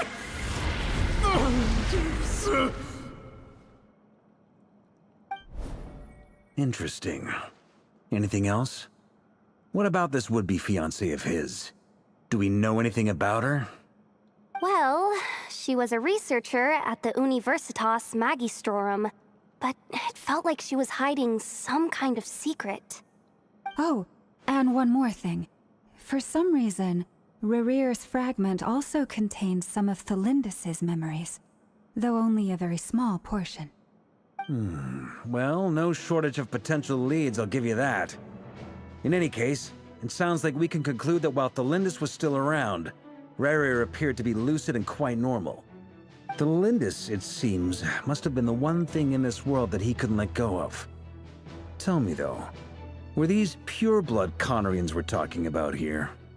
Why do you need to know that? Hold on. If she was a pure-blood Conrian... Oh yeah! Just like how it was with the captain! If we could somehow find her, do you think there's any chance Rerear might regain some of his sanity? It's possible, but it would take a miracle. We can't pin all our hopes on that. That merchant who Nefer knows, Dori Sangama Bay. Maybe we could hire her to look into it. All right then. Let's keep working in our separate teams. Traveler, Paimon, Kutar, and Miss Arlecchino will go look for the iridescent moon's marrow. As for the others...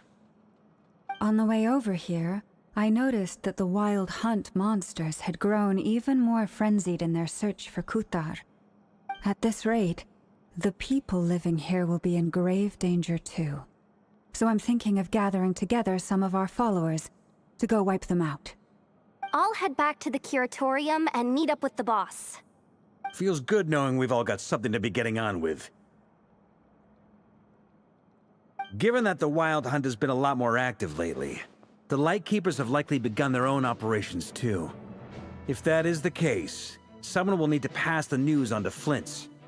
I'll hold the fort for now, then discuss our next move with Flint's, Ino, and Anefa when they get back. Alright then! Well, the clock's ticking. If that's everything, we'll be on our way. We'd better get moving too. We'll try to buy you as much time as we can. Relax. Just do your thing. Now, I decided to call in some backup since things are getting so hairy. Our reinforcements should be here any minute now. Stay safe, everyone. Dismissed.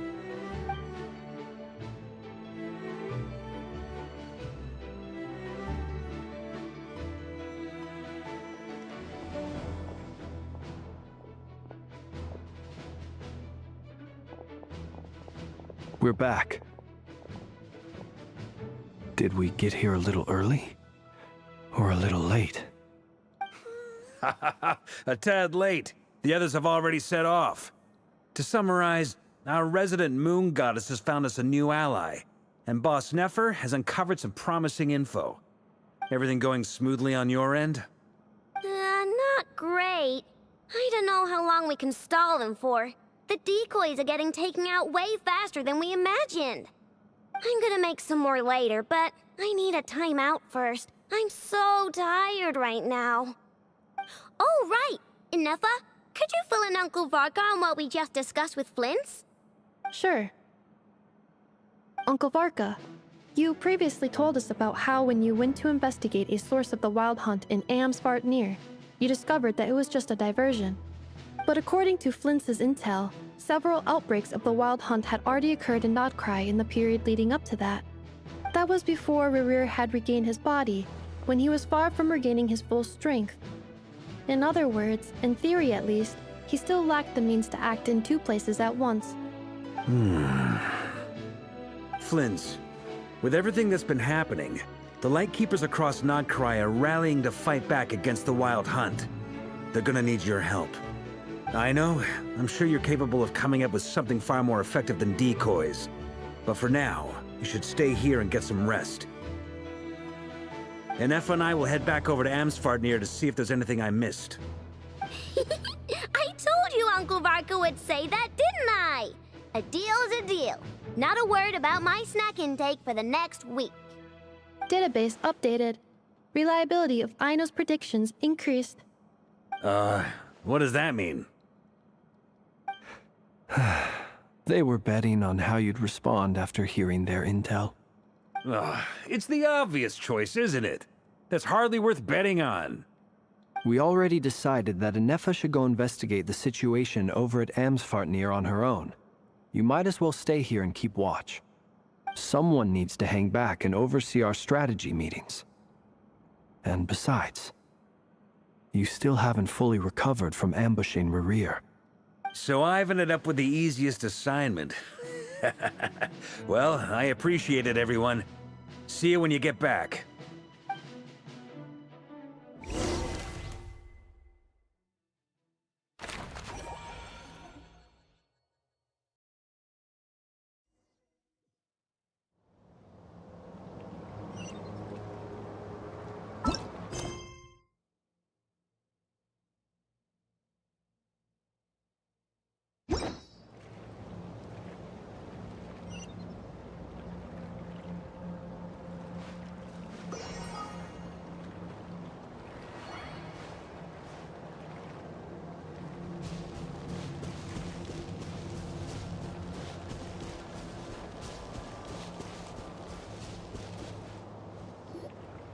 Here, this will serve as a good spot to cross over.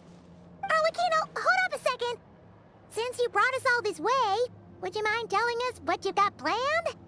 We still haven't got the slightest idea what's going on here. And if even Columbina doesn't know where the iridescent moon's marrow is, how do you? Simple.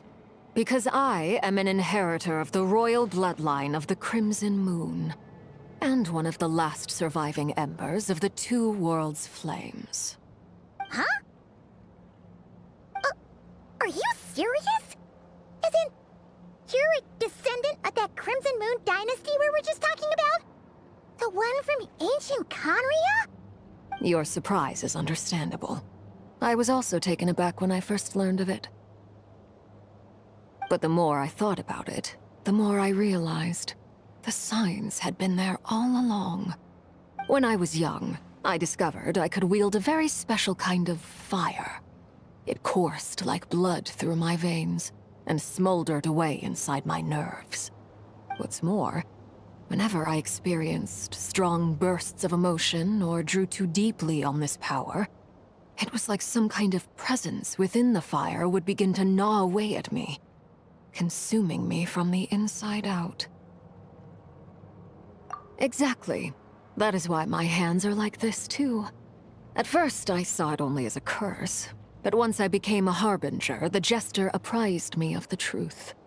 Together with my own investigations, over the past few years, there are several things that I have gradually come to understand. For instance, take the so-called Crimson Moon. In truth, it is nothing more than the shattered remnants of the iridescent moon, fused with the abyss to prolong its lifespan. Since this blood flame was bestowed upon me by the Crimson Moon, it is a fusion of the iridescent moon's former power and the corruption of the abyss. You all understand the nature of the abyss well enough. I draw upon its power, and in return, it hungers for my soul. This strange blackness is the mark of corruption it has left behind. If I recall correctly, you once told me that if the corruption ever made it to your heart, you'd become a completely different person.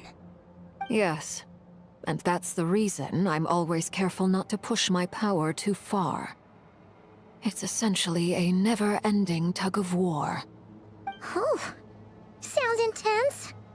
Anyway, the rest of my story can wait. Is there anything else about the Crimson Moon or the Iridescent Moon that you're unclear about? Paimon has a question. So, Conrians used to worship was actually the iridescent moon, right? Which was one of the three moon sisters.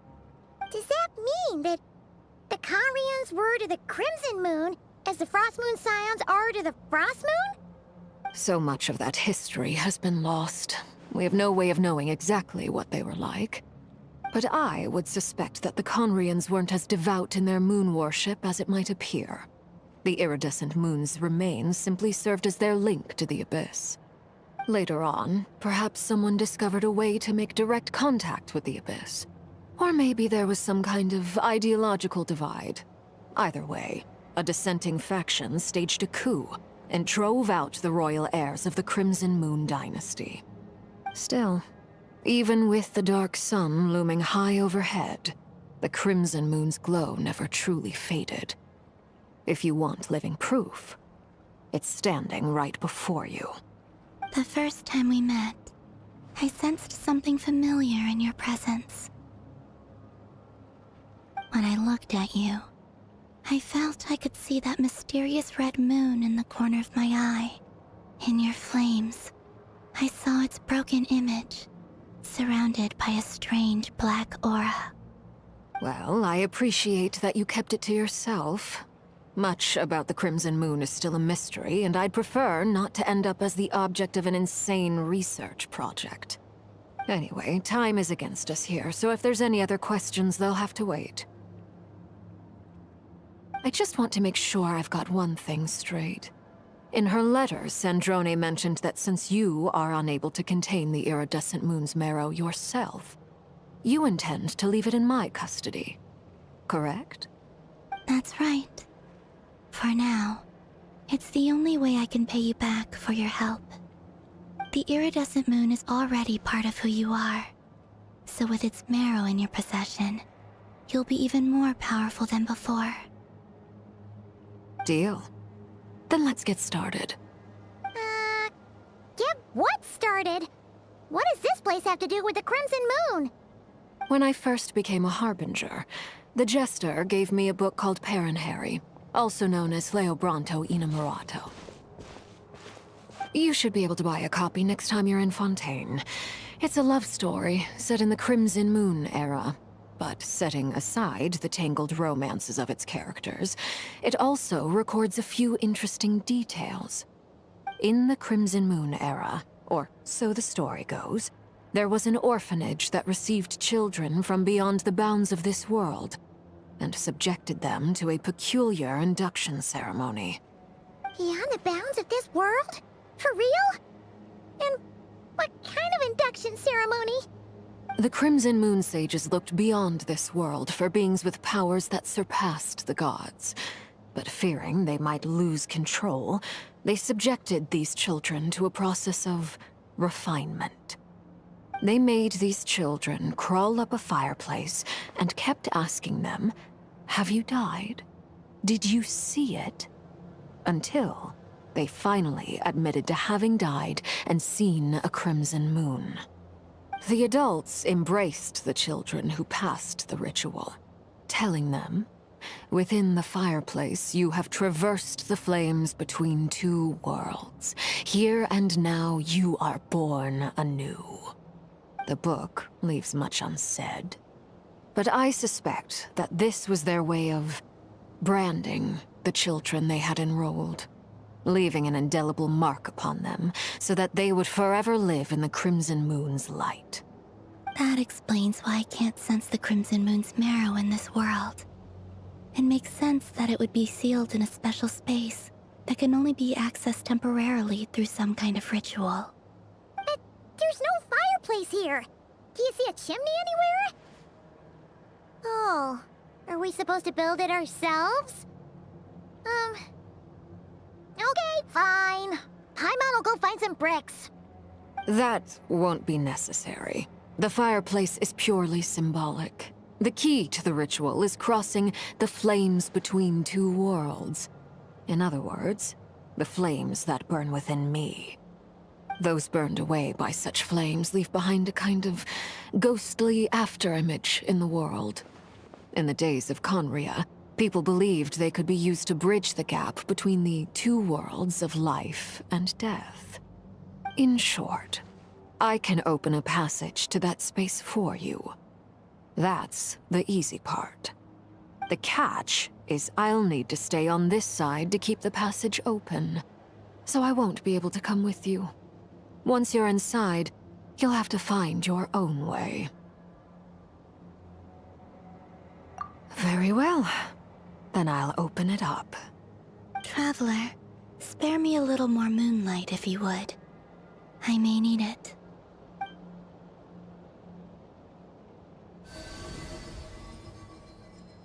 Thank you.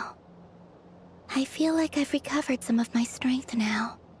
It should be enough to move us across short distances and confront whatever dangers might await.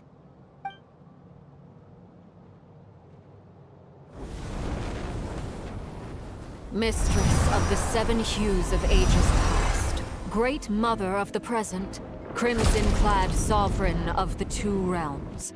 By fire severed, by fire renewed. I offer myself now and beseech your descent.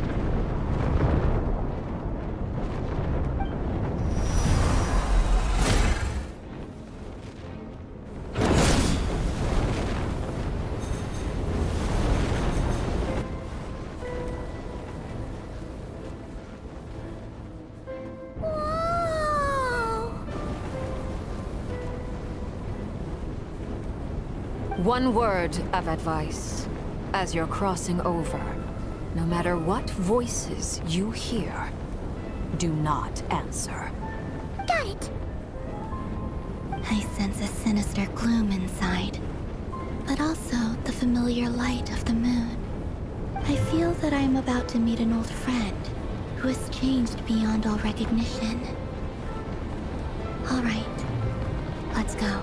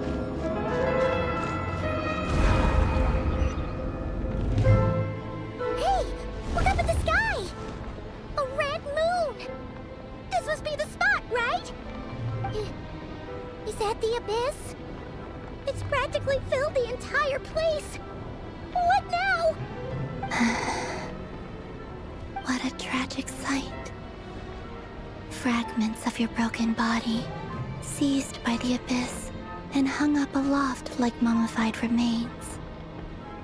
Iridescent moon, was this truly what you wished for?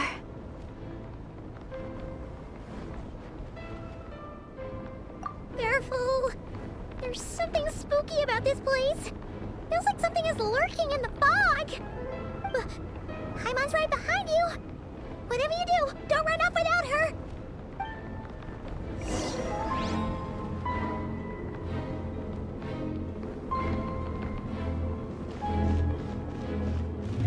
By the way, Alvina, didn't you tell us that the iridescent moon had shattered into pieces?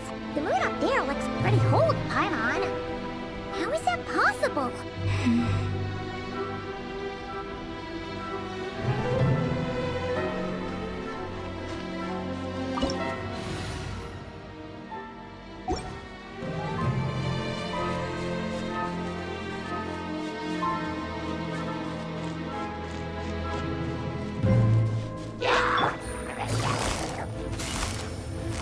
Busted!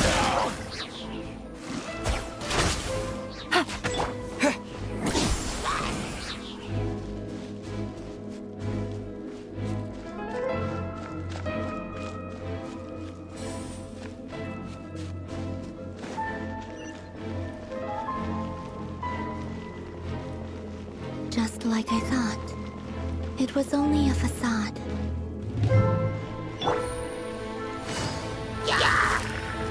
Quietly now. Game's up. Fun's over.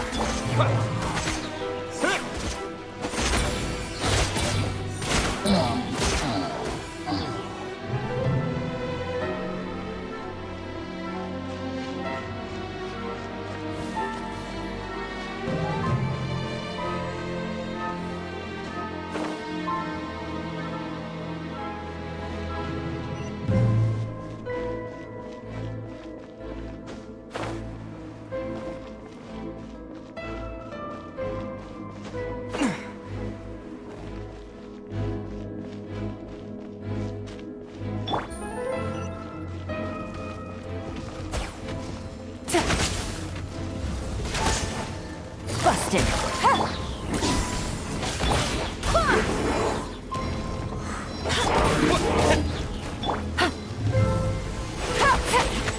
Gotcha. Here comes the catch.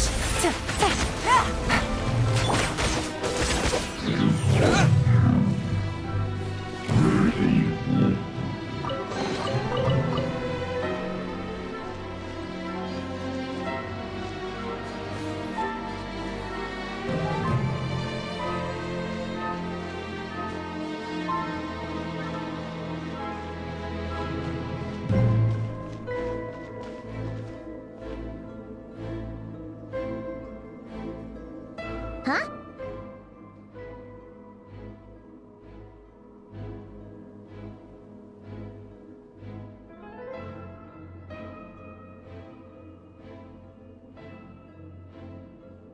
Huh? For real? That's way too high! There's no way we'll be able to reach it! No. I'm not sensing anything up there. It's coming from under the mountain. Let's see... Ah! There's some kind of weird shadow over the water! Wait, see that? Looks like a mechanism of some sort. Let's check it out!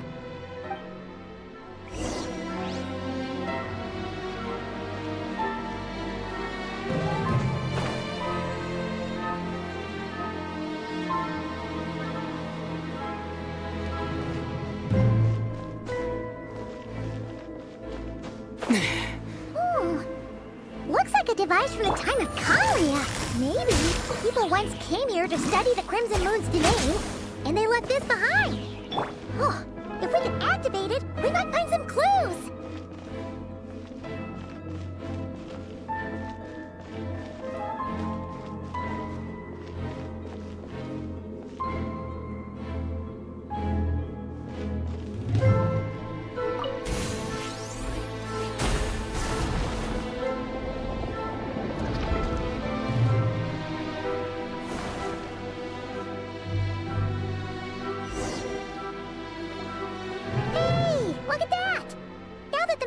Running, the shadow in the water looks different. Do you think these mechanisms might be the key to unlocking the secret? Let's try to find more of them! Thelindis, we'll leave the rest of the research in your hands. We'll be heading back now. I hope this isn't ruining date night. Ugh. Mind your own business. Just leave me some snacks on the table. Thelindis? Is that Rare's girlfriend? How come we're hearing her voice here?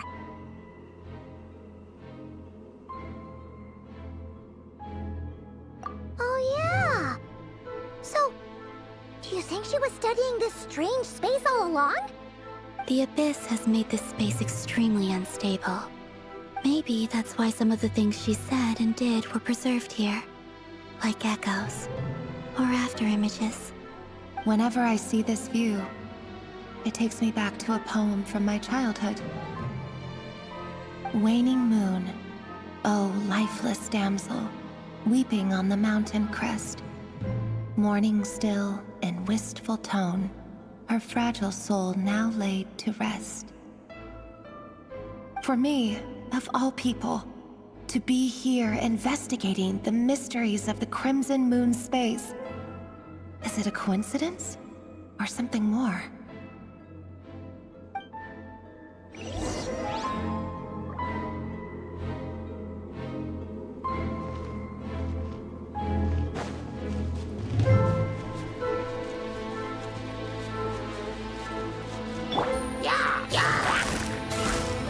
Busted!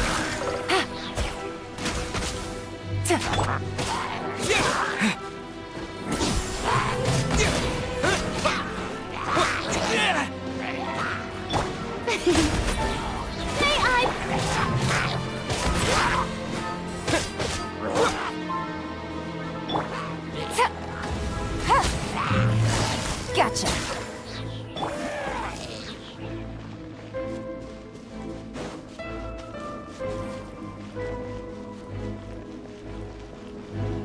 Oh, looks like the Abyss has messed up this mechanism. We need to find a way to get it working again. Let's see if there are any other devices nearby.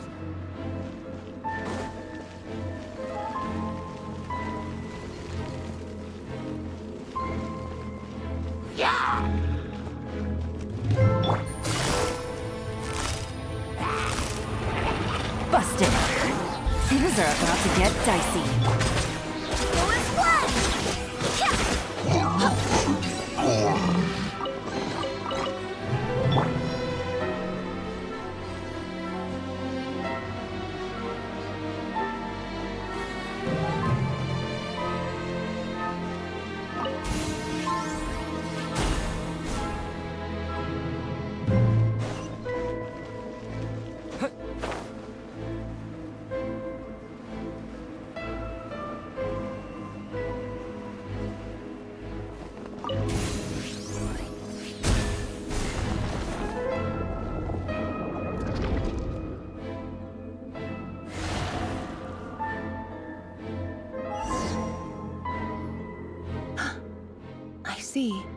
So the moon marrow, or rather the power of the 3 moons, is the key to unlocking. If it really does exist, then maybe this madness can finally be put to an end.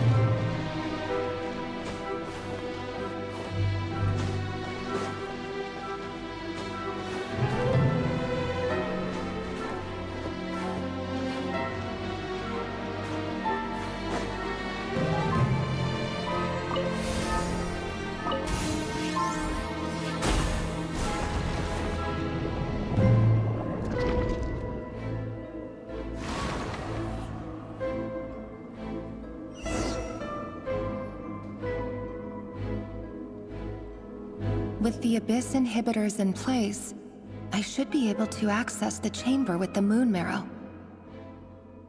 Oh, Rerir, with every step you take, you're drifting further from what you truly desire. But you're not the root of the problem. Ever since that outsider set foot in Conria, the Vinster King has sunken deeper into madness. If only I could get my hands on that outsider.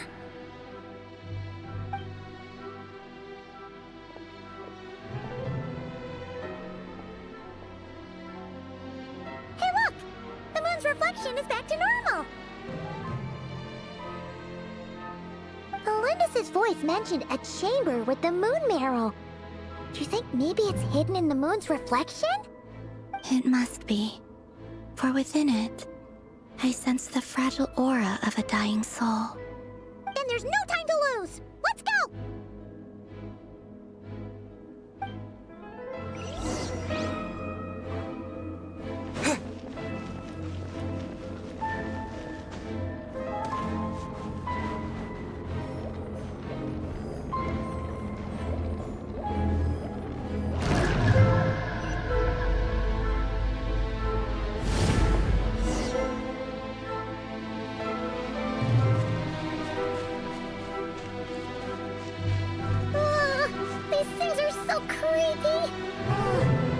Looks like we'll have to destroy them if we want to get to the iridescent moon's marrow.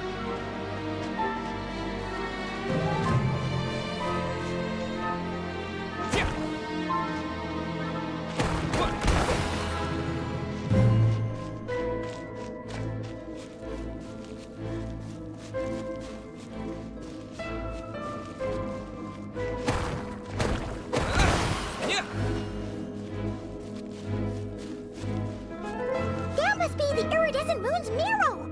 Oh, but we'll need to destroy these things before we can reach it!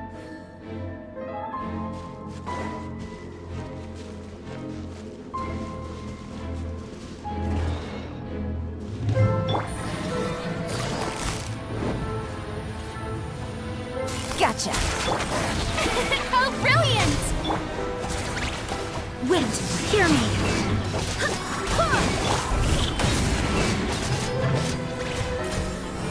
Here comes the catch. To bust it.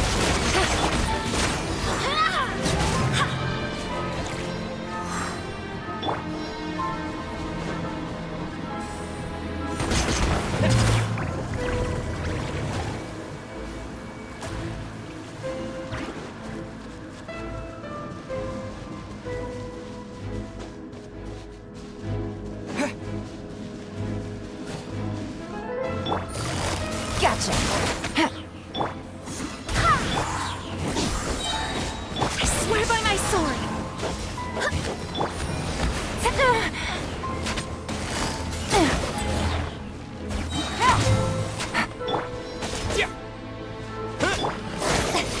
Strike a pose!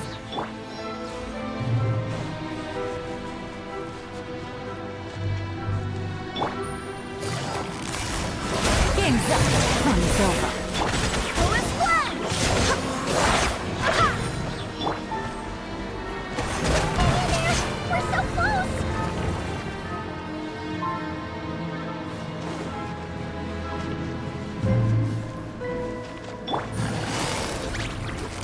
Quietly now. Wind, hear me!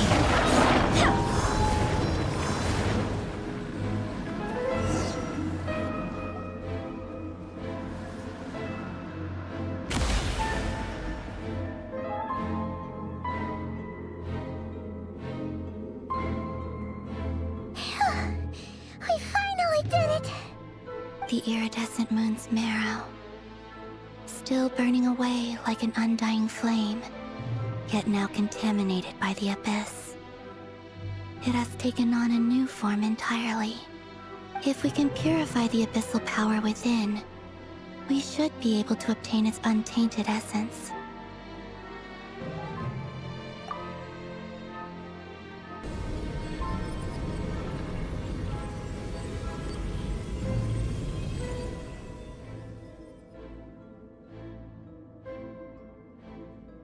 It's so cold.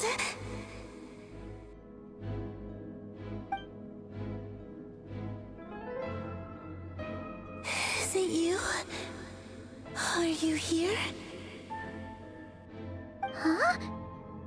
Are you talking to us? At long last, I can see you once more.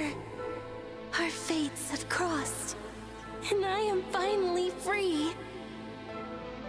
I'm sorry, I lied to you. Even knowing what was to come, I still couldn't let go of the fear in my heart as death drew near. The moment the moon shattered, my body began to split apart piece by piece. Like I was being cut into pieces by 1,000 blunt blades. My thoughts scattered as the cold crept in. But I could not bear to fade away like that.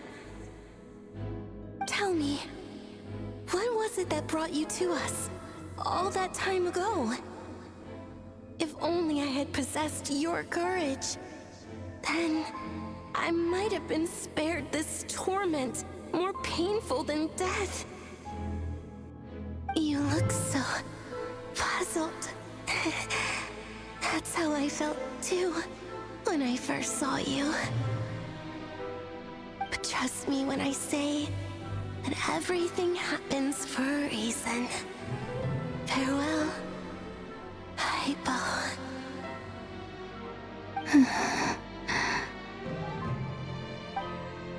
What was that all about? Was that the goddess of the iridescent moon? Oh, it sounded like she was speaking to a long-lost friend. But none of us have ever met her before, right? Perhaps. She took me for the goddess of the frost moon she once knew. For a fading soul like hers, our auras must be too similar to tell apart. But anyway, we've got the iridescent moon's marrow now. That should help you regain your strength, right? Alright, time to leave this place and meet back up with Arlecchino. Let's go!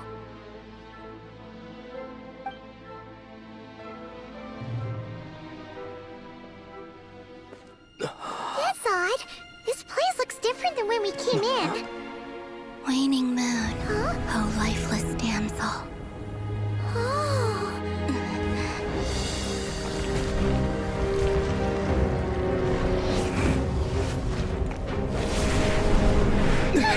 Hurry! The place is collapsing! It wants to trap us here. Who's it? The Abyss? Now we've taken the moon marrow. All that's left here is a dark will. It will show us no mercy.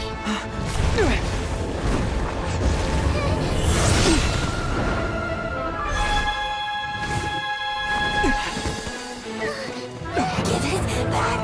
The crimson moons! My marrow! My heart!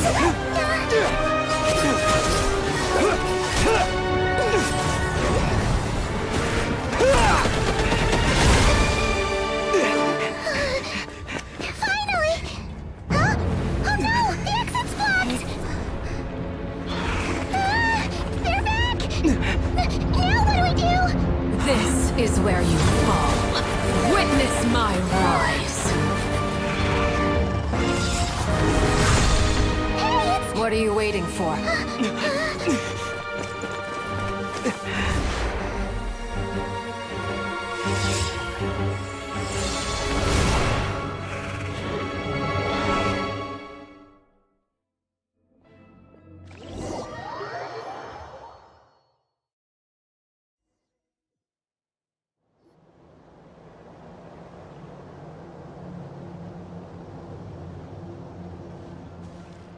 Oh, we made it! Was that you, Arlecchino? Did you save us? Wait, your hands! They're... Oh, this? Don't worry. It's a small price to pay. The Abyss wanted to trap you inside, and I defied its will by bringing you out. No wonder it's a little angry. No. I have paid the price, albeit a small one, and it cannot be undone. My hands have already fused with the Abyss. Purification would simply destroy whatever's left of them. But surely... Oh, we're so sorry, Arlecchino. Paimon can't believe you'd make a sacrifice like this for us. As much as I'd like to call it a favor, the truth is I was simply holding up my end of the deal. Well, Columbina. Yes, you did your part. And as promised, I will leave the iridescent moon's marrow in your care. From this day forth, May the two worlds' flames burn ever more brightly.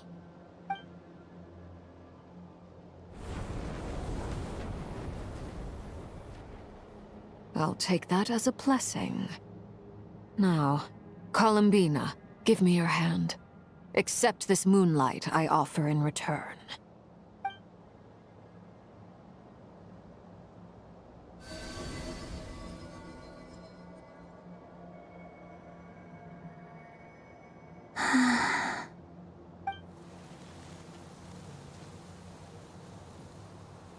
Feeling stronger? Hey, Columbina! Are you okay? I'm fine. Our powers are a little at odds, that's all. By the Frost Moon's authority alone, wielding the power of the other moons was always going to be a stretch. Still, I think it's fair to say that your strength has returned. At least to the level it was at as Third Harbinger. It's still not enough. There's no way I can hope to challenge Rayrir like this. Just one more ray of moonlight, if you would. It's okay. I can take it.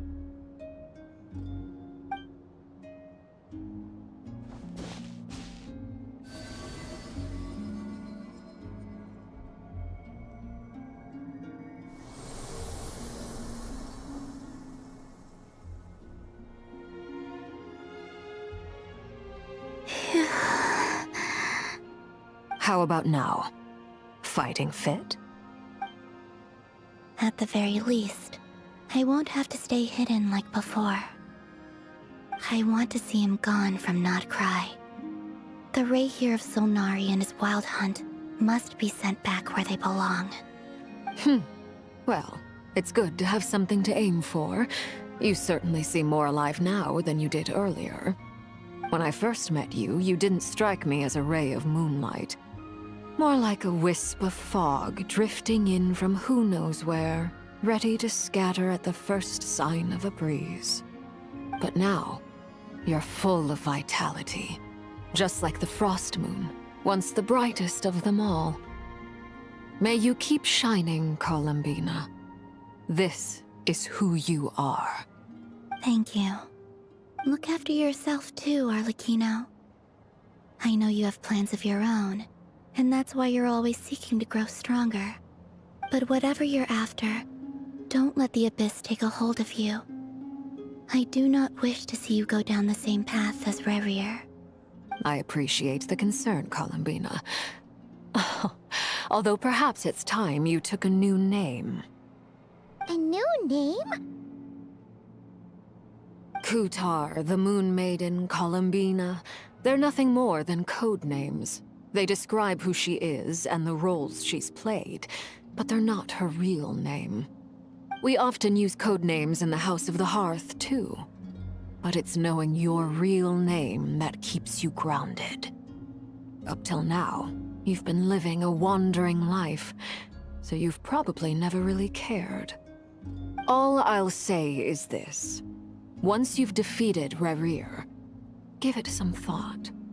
All right, that's it from me. I'll get you back safely first, then go meet up with Sandrone. You're the best! I appreciate the gesture. It speaks to your good character. Anyway, let's get going. There are more urgent things to do right now than trade compliments.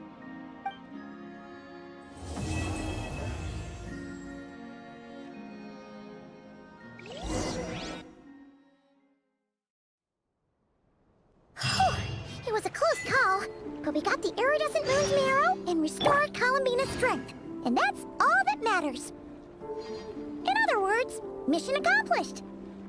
Paimon wonders how everyone else is doing.